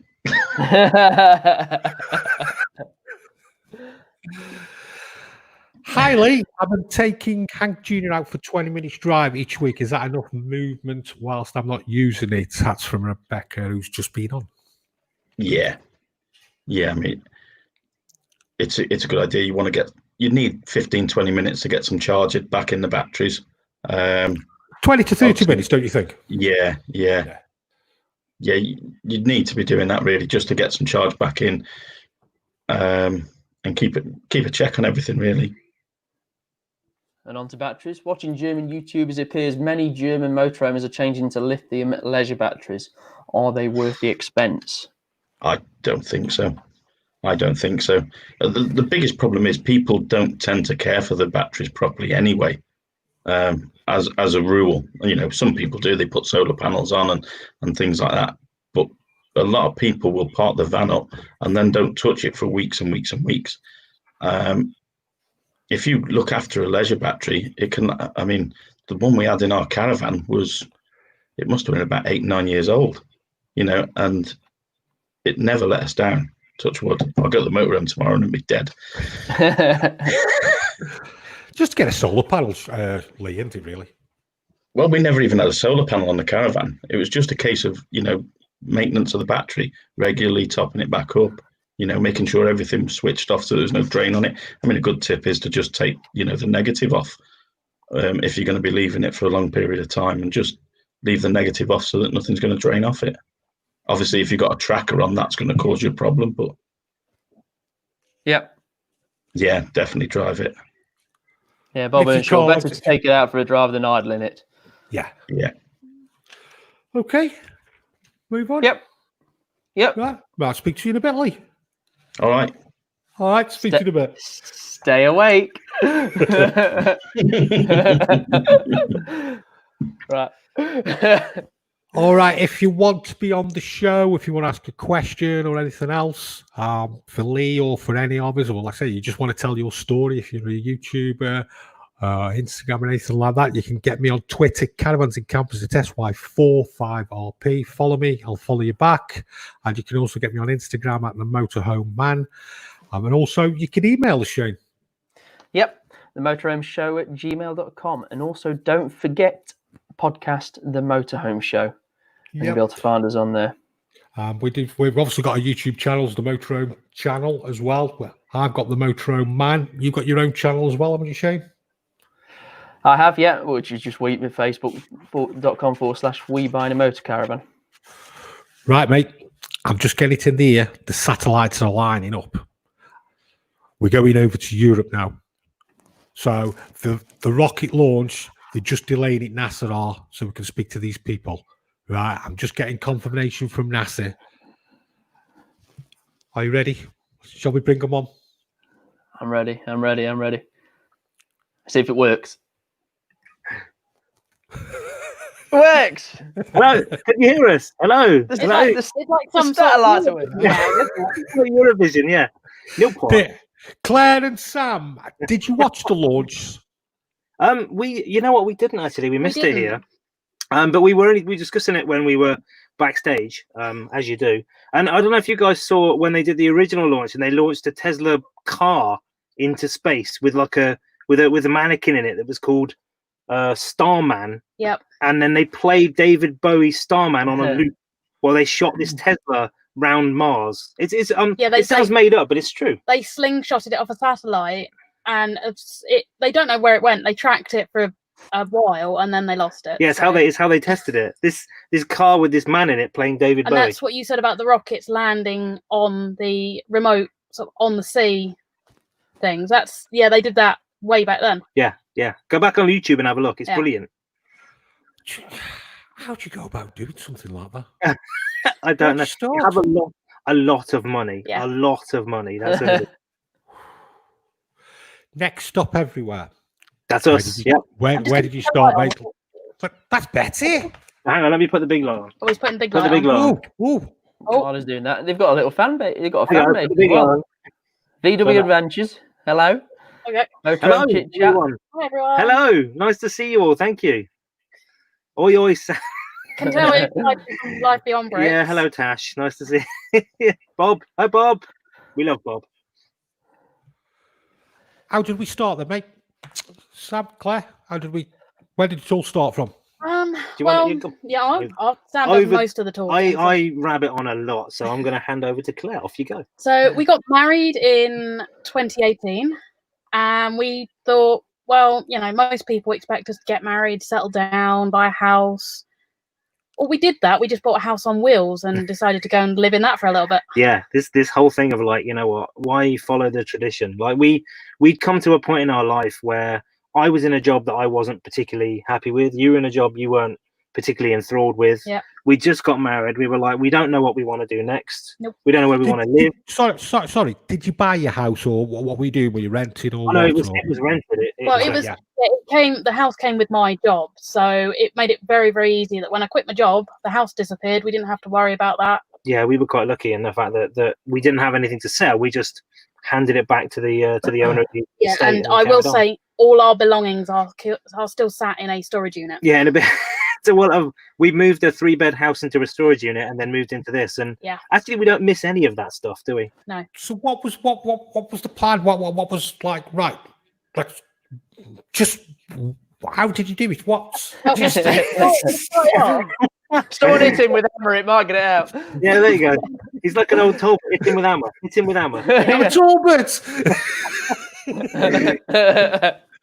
Initially, we were like, let's have a 12-month adventure. Then we started Like a planning gap year. 15 months, 18 months. Well, it was and then... it was originally going to be like let's find where we want to go. Let's go Yeah. and let's go and do a bit of a research trip. Let's see parts of Britain, parts of Ireland, parts of Europe. Where do we want to go? Where do we want to live? What do we want to do? And it was going to be 12 months, and it's just sort of rolled on from that. Yep. As everyone else in the full-timing community It's what knows, happens. you plan a set amount of time and then Yeah, that you're doesn't like, happen. It's going to be 6 months, and then it's 8, and then it's 12, Yeah. and then it's 15, and then before you know it, it's like 15 years, and you're like, where's my life gone? Which motorhome did you pick? Go on, Sam, I'll let you handle well, this. okay, Yep. I've got all the It's all numbers. So we have got it's a Swift Freestyle SE C205. So it is the Loudham's Dealer Special Edition version of Where's the that? compact Some C205. great pictures there, mate. Yeah, that's on Sky. Camping Sky on the Isle of Skye. That is. That is on the Outer Hebrides. Wow. Yeah. Some great That photos. that is actually where we are Right right now. now. So Yep. I that's can see you in there. I can see you. Yeah. We're waving. Can you see us? Can you see? If you look closely, we're waving right now. So sorry, yeah, about your motorhome. How did you pick? Yes. What was your choice? Why did it appeal to you? So there were two main things. There was the size. Yep. So we wanted something that we knew we were going to do a lot of touring. We knew we were going to be going to. Our big plan was to go around the UK and Ireland and stuff like that. So we knew we were going to be going to places like we went to the Shetland Islands, the Orkney Islands, the Outer Hebrides. So we wanted something small that could get up fairly big hills. And we did the whole of the Wild Atlantic Way in Ireland as well. So again, that's because some of that can be quite tight and twisty. So we wanted something that was 6 meters, which is what we ended up with. Well, technically 5.99. Swift say it's 5.99. You've seen the type that probably did a lot of research. Yes, yeah, we did. We went to the big NEC show. Well, didn't you we? say we did a lot of research. So we went to our very first motorhome show was the October 2018 show at the NEC. Yeah, it was literally like a week after we got married. We got married at the end of September, and then we went to the motorhome show like a week or 2 weeks later. Yeah, we got back from our mini moon and then went straight to look at the yeah, motorhomes. we were like, you know what, we're just gonna do this. Why Did not? a lap. We knew we had sort of a short list because we've done a bit of research. So I'm sure as many full timers will agree, there's certain things as a full timer you need that's on the tick list. So there's the fixed bed is always a great thing because it's useful to not have to take the bed up and down, store all your bedding, and actually be able to use the bed as storage space during the day. Having a garage of a decent size, so yeah, that's the size of the garage in ours, is a real plus. And our garage is a real lifeline for us. It's got our barbecue in it. It's got our inflatable awning in it. It's got the bikes in it. Well, it doesn't have our inflatable awning. We left that behind. What, in the UK? We didn't just leave it somewhere. No, we didn't At just the leave it somewhere. services. But we didn't bring it with us to Europe. No, that's all right.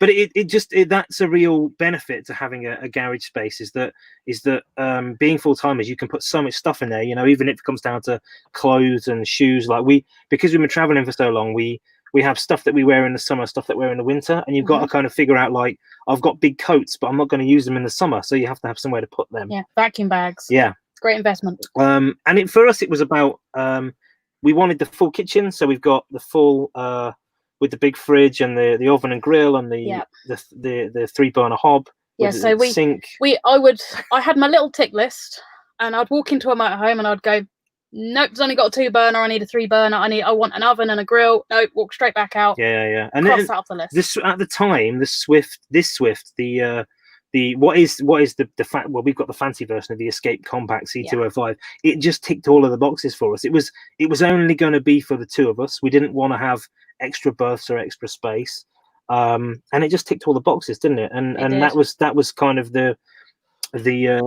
reason we went for it. And then we looked at the standard Swift version, and then we were wandering around the big stands of the dealers, saw this version for Loudons, and thought, oh well, it's pretty much the same price, but it comes with it's got the silver cab, and it's got the nicer bits inside, solar panel, a better trim.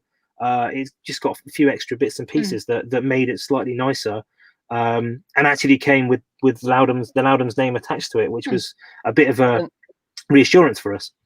And the colour makes it look a lot better as well, doesn't it? Yeah, it's not just a big white box. Yeah, the escapes can be very very white. A bit too white. I mean, the side of ours is bad enough as it is when you get up in the morning and walk outside and walk back to it and think it's a bit blinding. Yeah, but it just makes it look a bit nicer. You know, we've got the toned down graphics on the side, so everything's in sort of shades of grey, which makes it look a bit nicer and just And it's actually quite a rare colour scheme, ours, isn't it? I think so. Yeah. Yeah, because the Loudons special edition that ours is, I think, was only available for a year. They only did the freestyle in this model for 1 year, and now they've changed it to the high style, something like that. Yeah. So, but you know what? It's been one of the things. We bought it, we've loved it, and we still love it, and we wouldn't change it. Yeah, we really would. I was just going to ask you that. Yeah. With no. I mean, the thing we like about this is everything we need in a space that's 6 meters long by about 2 and a bit meters wide. Yeah, it fits in a standard car parking space as long as you've got a smidge of overhang. Yeah, and that's that. And again, I think was the other thing, wasn't it? We intended to spend a lot of time off grid. Yeah. So we were parking up in long stay car parks. We were going to Brit stops, which we absolutely love, by the way. Brit stops are brilliant. We were going to those, and we wanted something that was going to be small, that could fit in a standard car park space, that we could just tuck out of the way, not be a nuisance, and it just ticked all the boxes, and we love it. And there's not been a point where we've gone, oh, I wish we'd had something bigger or something wider. I mean, we had or something bigger. Taller. We stayed in the centre of the city of Cork in Ireland. Yeah, we did. We stayed in the church car park. Church car park, yep. In Cork, which was an experience. But we found that with quite a bit of Ireland, is some places are very welcoming to motorhomes and some places aren't. Yeah. Cork weren't, but this one car park was great. So car park. But because we were a small van, we could fit in the standard car parking space. Yeah. So for us, size and stuff. Yeah, stuff. Size and stuff is what made us choose this van. Layout as well, as you guys were saying earlier, it's all about layout. That's what makes or breaks the van for you. Yeah. You know, what suits you, Sam, might not suit somebody else. Exactly. Yeah. You could go for the fanciest van ever, and actually it doesn't fit. How many miles are on the clock? Just over 13,000. I'm glad you know that, because I ain't got to keep just over. Did I drive it the last? You've done quite a bit of the driving, because I've done quite a bit of the filming. So yeah. I drove it to the shops last. Yeah. So. How did YouTube start? Well, the main reason was for family and friends, really, and particularly for my for my 86-year-old gran. I think she's 87. 87-year-old gran. She's getting older.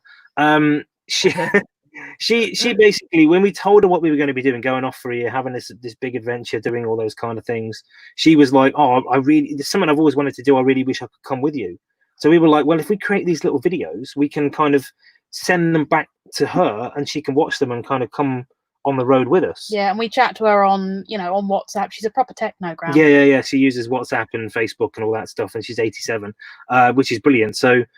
We did them kind of for her and also for friends and family, so they could see what we were up to. And then we just got into it. And then we just enjoyed it. We enjoy filming it, and we get a great reaction from what we do. Geeking out on history. We love history. Do you know what, as well, though?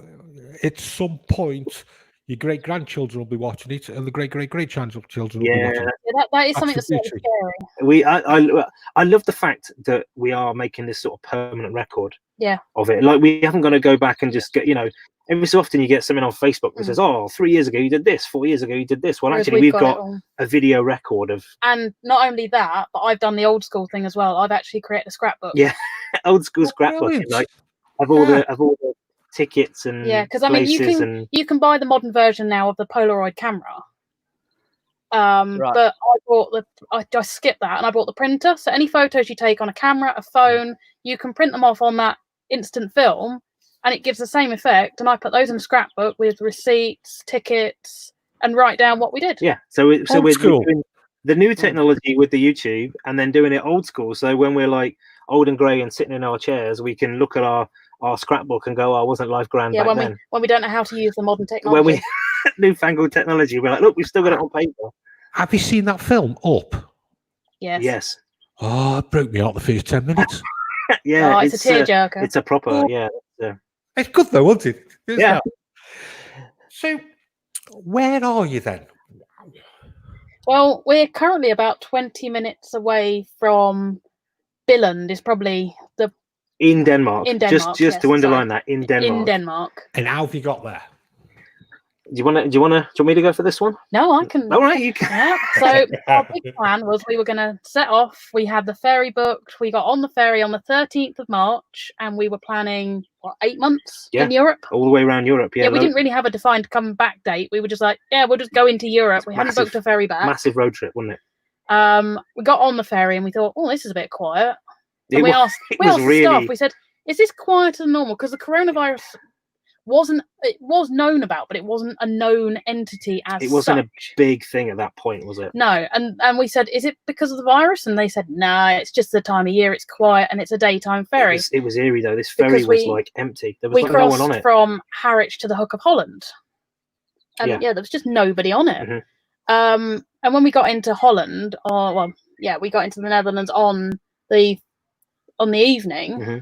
We sort of settled down, had a bit of dinner, and we heard on the news that Denmark were closing their borders the following day at 12 o'clock. Yeah, so the reason we were heading for Denmark is we had got a ferry booked to go to Iceland.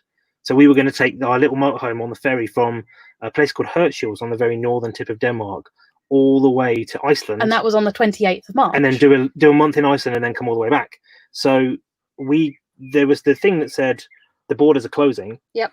But there was the main thing was that the ferry was still running. So we had paid upwards of £2,000 for this ferry because it's like a 3-day crossing. It's 3 days there, 3 days back. And that's food and the motorhome and us. It's like a big cruise ferry thing.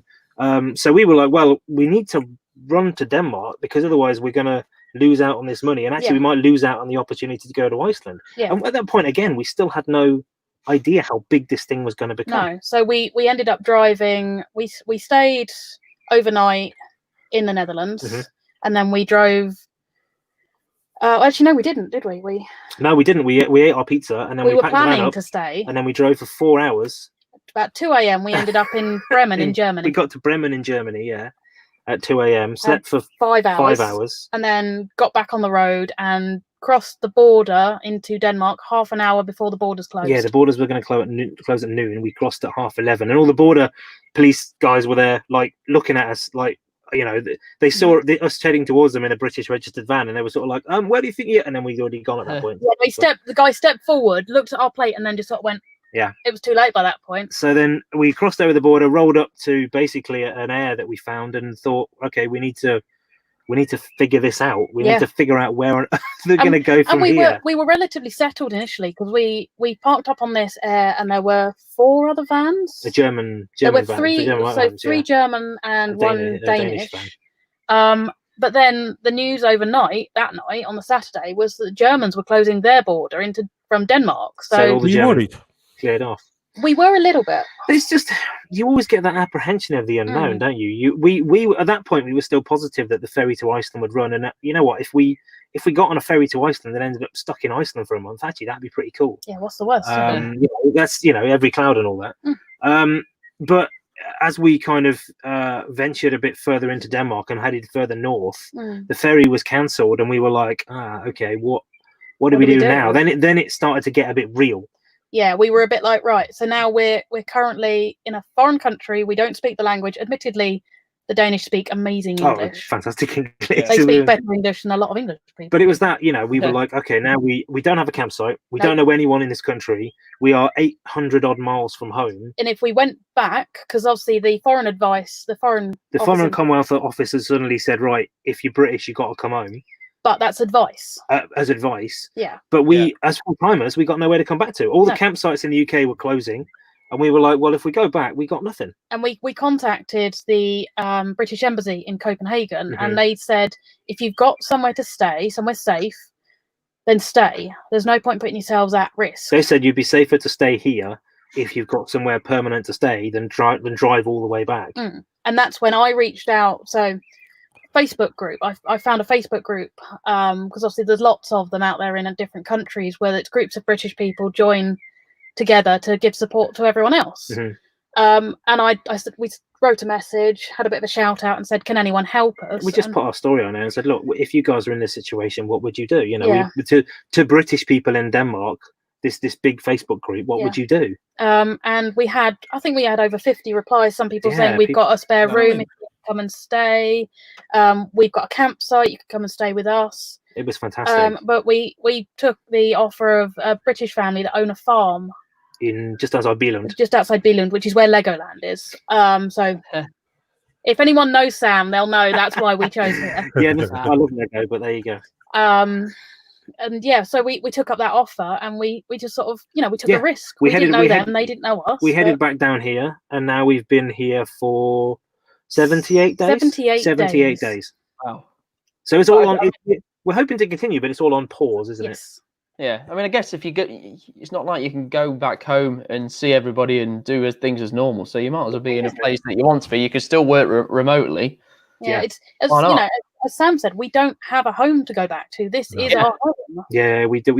Your home is literally, as our logo says, your home is where you park it. Yeah. And this is where we've parked it for the last 77 days. 78. Probably a lot of people will be asking is how do you fund this? And that one's over to you again. So I'm sorry. It's all right. We share. We're a good double act, aren't we? We are. It works well. So I run my own little graphic design business, but I run it completely paperlessly and out of the van. So we've got a Wi-Fi system fitted to the van from Motorhome Wi-Fi, and we've got a SIM card that allows us data access anywhere in Europe. Yep. And I do all of my work on the very laptop I'm speaking to you from now. And then all of my billing and everything like that is done through an online account system. And then everything is done completely paperless. Yeah. And anything that has to be posted, we have a postal address. Sam's parents are our postal address back home. My parents have been very kind to let us use their postal address when we send back stuff back home.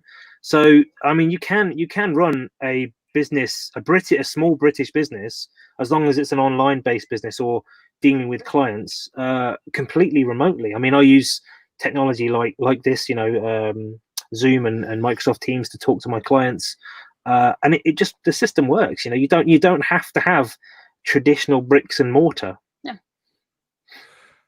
Now, thank you, Motorhome Chit Chat. This is brilliant because you can base your office as where you're sitting now. Yes, it is. Yes. And I'm literally sitting in my office chair now. He sat on the opposite side to where he sits for his office. This is my office right now. How inspiring is that? How many other people, when this is blown over, who are renting their houses, renting an apartment, renting whatever, who can do the same type of job as you, go and buy a motorhome and go and sit and have the views that you have. Yeah, it's true. You don't.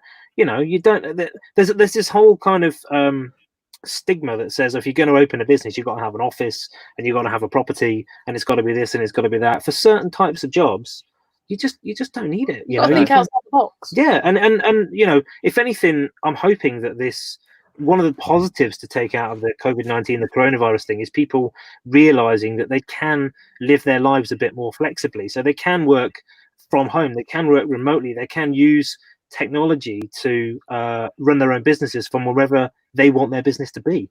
Yeah, I mean, there's things like I spoke to Jason about this. I'd rather get into work, get it done, and get home.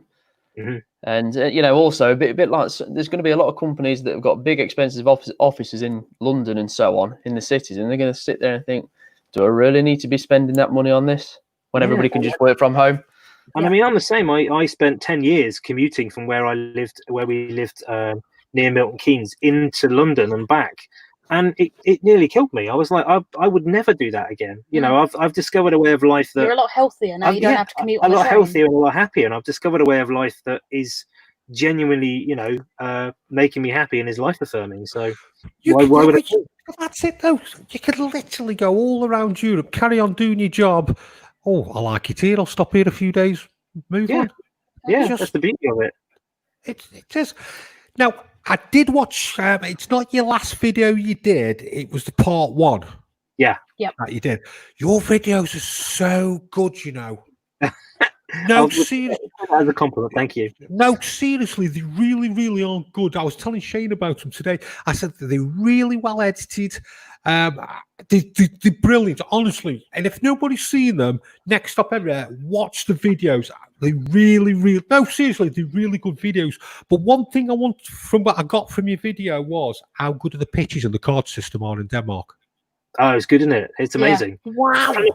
Apparently, that's very common in Europe. Here. In Germany and Denmark, it's very common.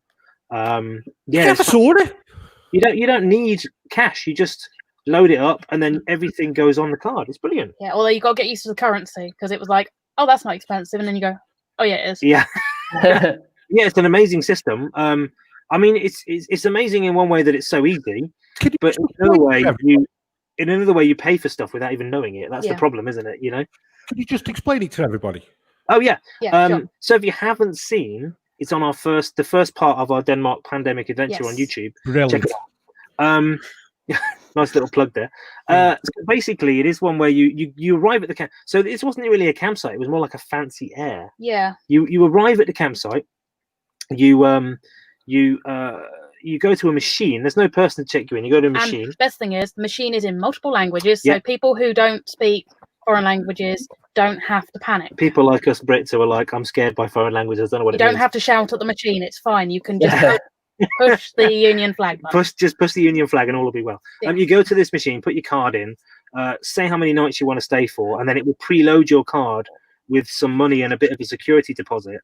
And then that card, so when you then choose your pitch and you put your pitch number in, and it registers you to that pitch, and then you use that card to turn the electricity on your pitch. Yep. You also use it to use the shower where you get a set amount of time. Yep. The site we stayed on also had a sauna, Yep. so you could use it for the sauna if you wanted to, even down to like the washing machine or even the dog wash. Yeah, there was a dog wash. You just use the card and it deducts the amount from your card every time you use it, which is a brilliant system, but also dangerous because you're not quite sure how much you're spending. Yeah, and then if you go over, obviously you've got a preloaded amount. If you go over that amount, then your payment card is deducted that amount. Yeah. But you pay, Sam said, you pay a deposit on the card, so it just deducts it from the deposit. And then when you take the card back, when you leave, you put the card back in and deposit the card, and it puts the security deposit back on your less any overspending back on your debit card. It's brilliant, really simple, really easy, really effective.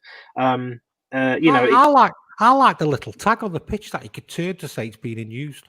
I know it was something so simple, but it was really. I was like, why is nobody else doing this? Why are UK Literally a green, flip to red. It's so simple, and I'm like, why is no one doing this? Yeah. Lee and Laurie just subscribed. Oh, thank you, Lee and Laurie. Brilliant. But we've got to catch up to them, haven't we, with campsites? Yeah, definitely. Yeah. Yeah, the thing is, the Europeans have been doing it longer, haven't they? Well, and as we've seen here, like in Germany and in Denmark, the roads here are built for it. Everything's just built for motorhoming. There's airs everywhere. They're a lot more open to off-grid camping as well. I mean, it's what Sam was saying about the road. So we're in a very rural location here. So you drive out of here and we're on a country road. What would be in the UK, hedge road? Yeah, it would be. And very narrow. Whereas, there's big trucks going past. I mean, I say every day. They haven't been past the last couple of days. They're big wind turbine builders here. Yeah. And we get 120 wheel lorries coming past at 8:30 every night. But that's with why parts of wind turbines. And that's why they build the roads as well and as wide as they do here. For those and there's no kind of potholes. things. But for motorhomes, it's perfect. It's a very relaxing, very easy way to drive. And I think mainly it's the Germans that come here in their motorhomes to Denmark, and those guys come in massive, like Concords and things like that. These when we parked buses. up next to one on there, it made our van look like, I don't know, something like a mini. Our van has never felt so tiny. Never felt so tiny since we arrived here. What's the future? Well, it's a very good question. Yes. Because do you know? No, we don't know. At the moment, we're waiting day by day to see what the border restriction lifts are going to be. Yeah. We did see it in the comments about Legoland, because obviously I mentioned Sam's a big Lego fan. Yes. We have booked tickets. Yes, there you go. Bob said, have you? We have tickets to go to Legoland, Bob. And Lego House. I'm very excited. Probably more than I should. For a 36-year-old man. Because they haven't actually been open. They don't open here until Legoland doesn't open until the 8th of June, and Lego House doesn't open until the 22nd. Which is like the Lego Museum, isn't it? Type thing. So basically, we're just waiting. We're just doing what everyone else is doing. The Tread the Globe we mentioned earlier. Those guys are in Turkey. There's various people in various full-timers that are even in the UK or around Europe that are just. We just got to wait it out. Denmark is starting to open up because they've had so few cases of the coronavirus here because they locked down so early. But Germany's starting to open up, and we're now just waiting for discussions on international borders and things like that. We are planning to do a bit of travelling around within Denmark. Yes, that's our next plan, is to try and see a bit more of Denmark. Yeah, because the museums and everything are opening up now. It's an absolutely stunning country. It really is. I had no idea how beautiful Denmark was until we got here. It's not one you think of with motorhomes at all, is it? No, and and people should, because it's so well built for it. And it's not far. There's campsites. You drive when you come out of Germany. You drive into the bit of Denmark called Jutland, which is the sort of western or Jutland. Or Jutland, as the British would say. Yeah. It's Denmark's kind of split into 3 islands. Jutland, which is connected to Denmark, and then you've got Germany. Jutland, which is connected to Germany. You've got Fyn, which is the middle island, and then Sjælland, which is the main island where Copenhagen is. Yeah, which is spelt Zealand. And they're all linked with massive bridges. But the bit you come into here, Jutland, from Germany, is beautiful, scenic, rural. There's campsites everywhere. There's airs everywhere. The roads are wide and open. Yeah. It's not. I will say it's not a very cheap place to come. No, but that's the same with any Scandinavian country. But it's cheaper than Norway, Sweden. Maybe not Sweden, but it's definitely cheaper than Norway. Yeah. But it's. I would definitely recommend if people are going into northern Germany with their motorhome or heading to Poland, just detour into Denmark and have a look, because it's gorgeous. How long do you plan on being on the road? What's the future? Again, again, we're like, do you know? Because I don't know. No. We don't know, honestly. It's well, I think initially we were planning to come back for the October NEC. We were going to come back for the October NEC show, because we're really we've become really good friends with Loudon's, our dealer, who sold us this van. So we were there in February with them. We really like those guys. They've been really good to us since we bought the van. They've been super helpful. We've had no issues, but they've just been really great with everything and checking in with them regularly and stuff like that. So we were going to come back and see them and go and see them at the show and do a bit of work. Nobody knows if that's going ahead yet. So that we were going to come back for that, but if it's not going ahead, there's nothing bringing us back, is there? Nope.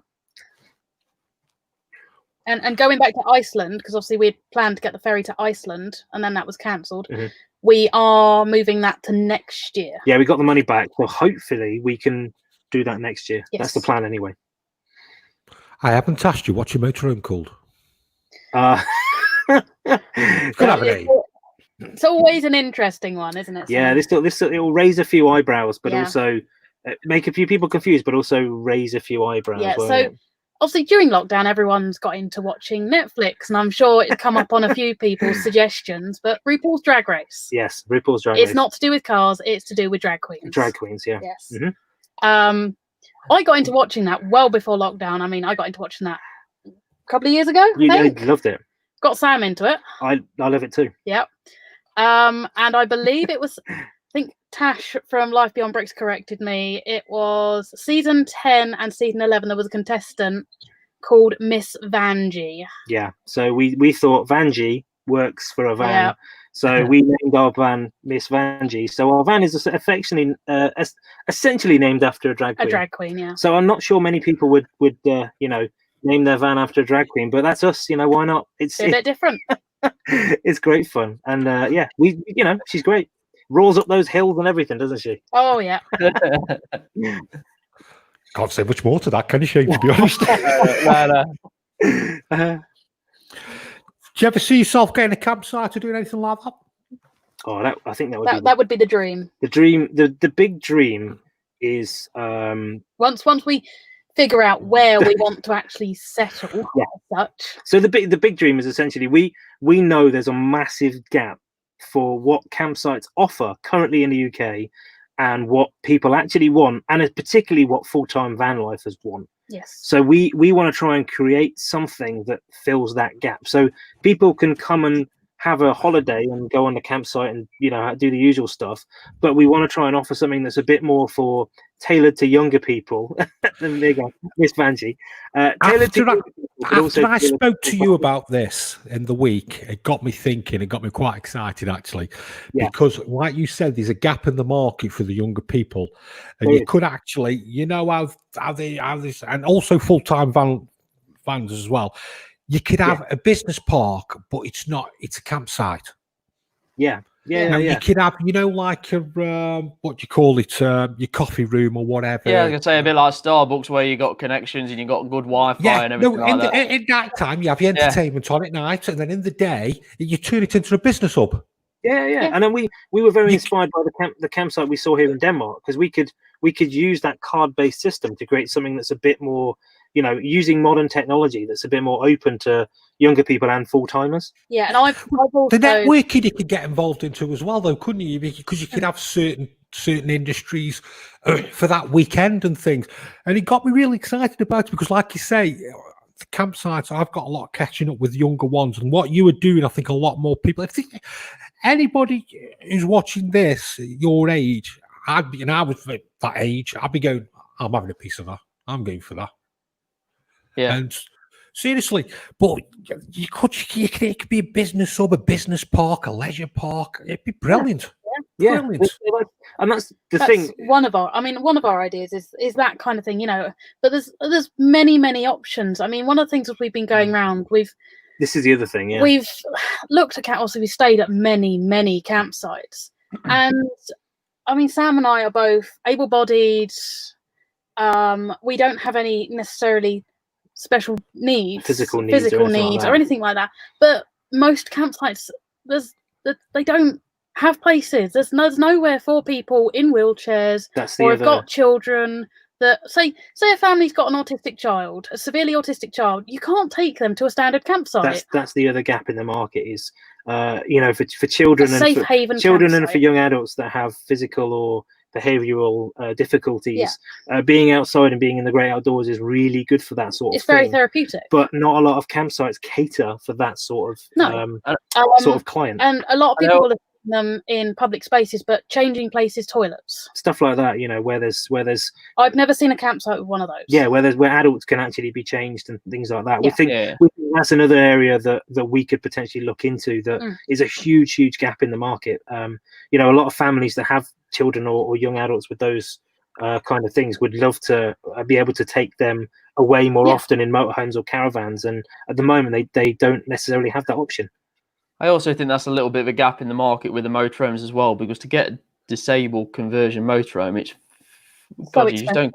You don't come across them very often, and if you do, my God, the the conversion costs are expensive. Yeah, I know there are saw- grants and we things saw- available, but it won't cover that. We saw one at the NEC, didn't we? Yeah. There's companies that convert them, and we saw one at the NEC. And there's a lady who we follow quite often, Carla Baker, who uses a van that's been a caravan that's been converted, being towed by a Volkswagen Transporter that's been converted, and she's really inspirational in where her and her partner go and what they do. Really kind of saying to heck with disabilities or anything like that. We're going to go and enjoy our lives and have an adventure. Yeah. And those guys really kind of inspired us to think, well, where are these gaps in the market that people like that can be catered for?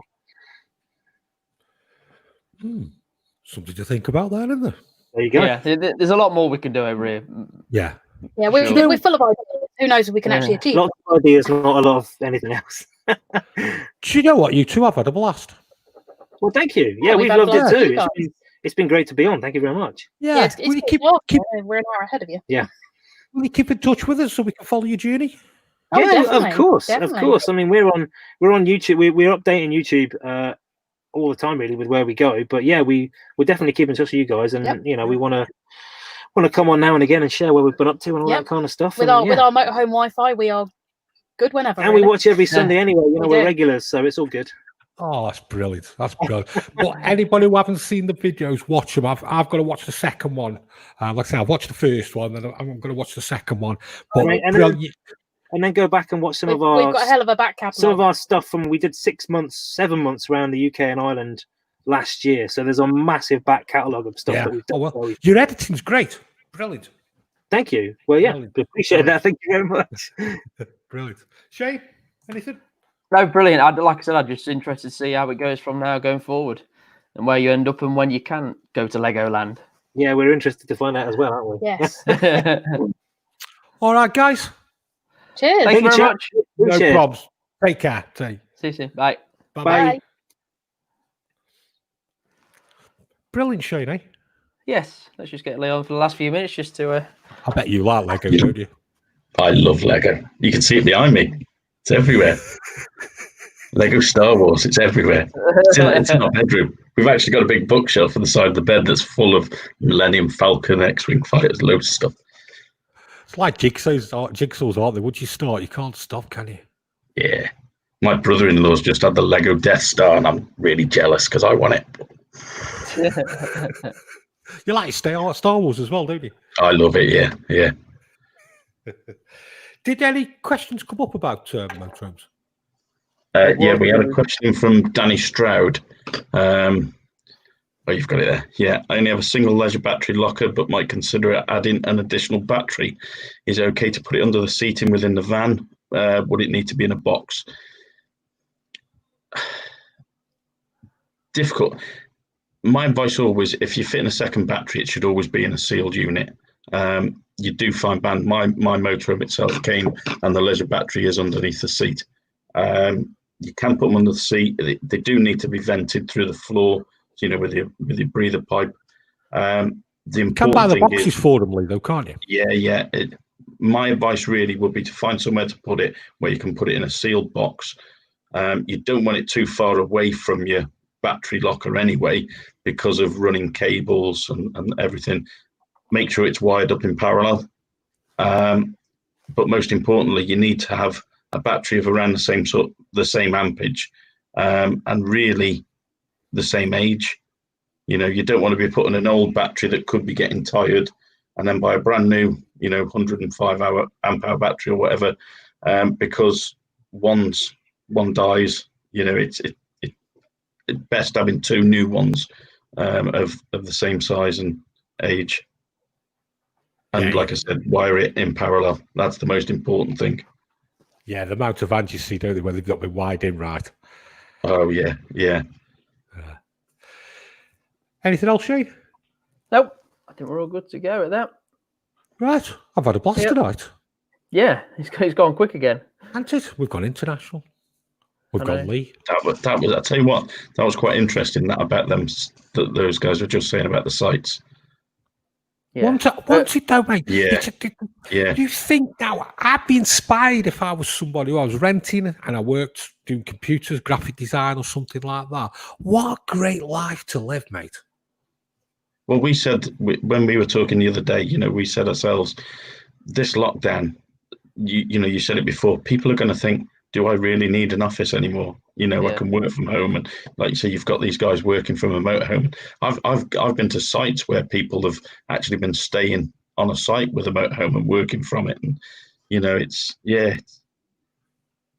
Well, that's what I mean. Like I say, the clubhouse could be a business hub in the day, good for networking and everything. Then at night, you think of how many what are the clubhouses that are not even open in the day, but they'll open at night, where they could make more use of selling tea, biscuits, and cakes while people are working and turn them into a bit of business hub, really.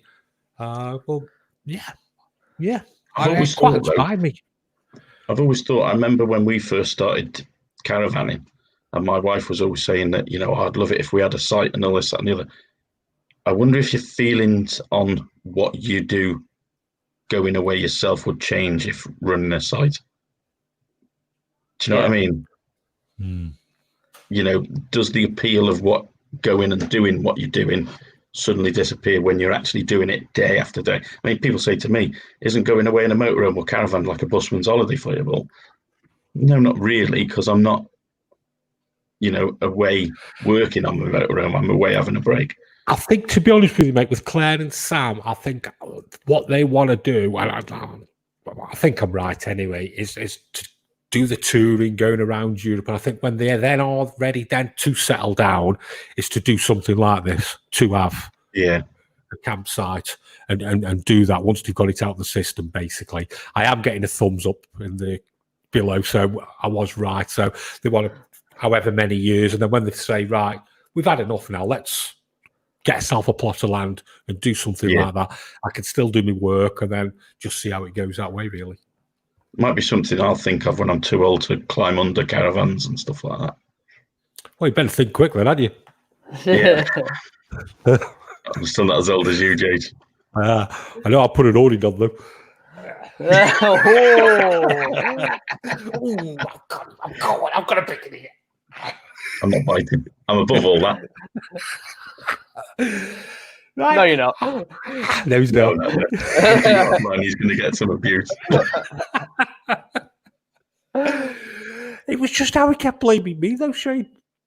No, I blame Kev. See, I was blaming someone else because I'm like, oh. Kev's fault for stopping us. Are we done? Yes. I need an early night. I've got to get up early in the morning, go back to work. I'm going to St. Andrew. What's your first job you've got to do tomorrow? I've got. To be fair, I'm at the workshop all day tomorrow. I've got 2 full services, a chassis service, a roof light, and I've got someone's Alder heating system to look at tomorrow. So I might be home before dark. Yeah, right. That's what you tell the missus.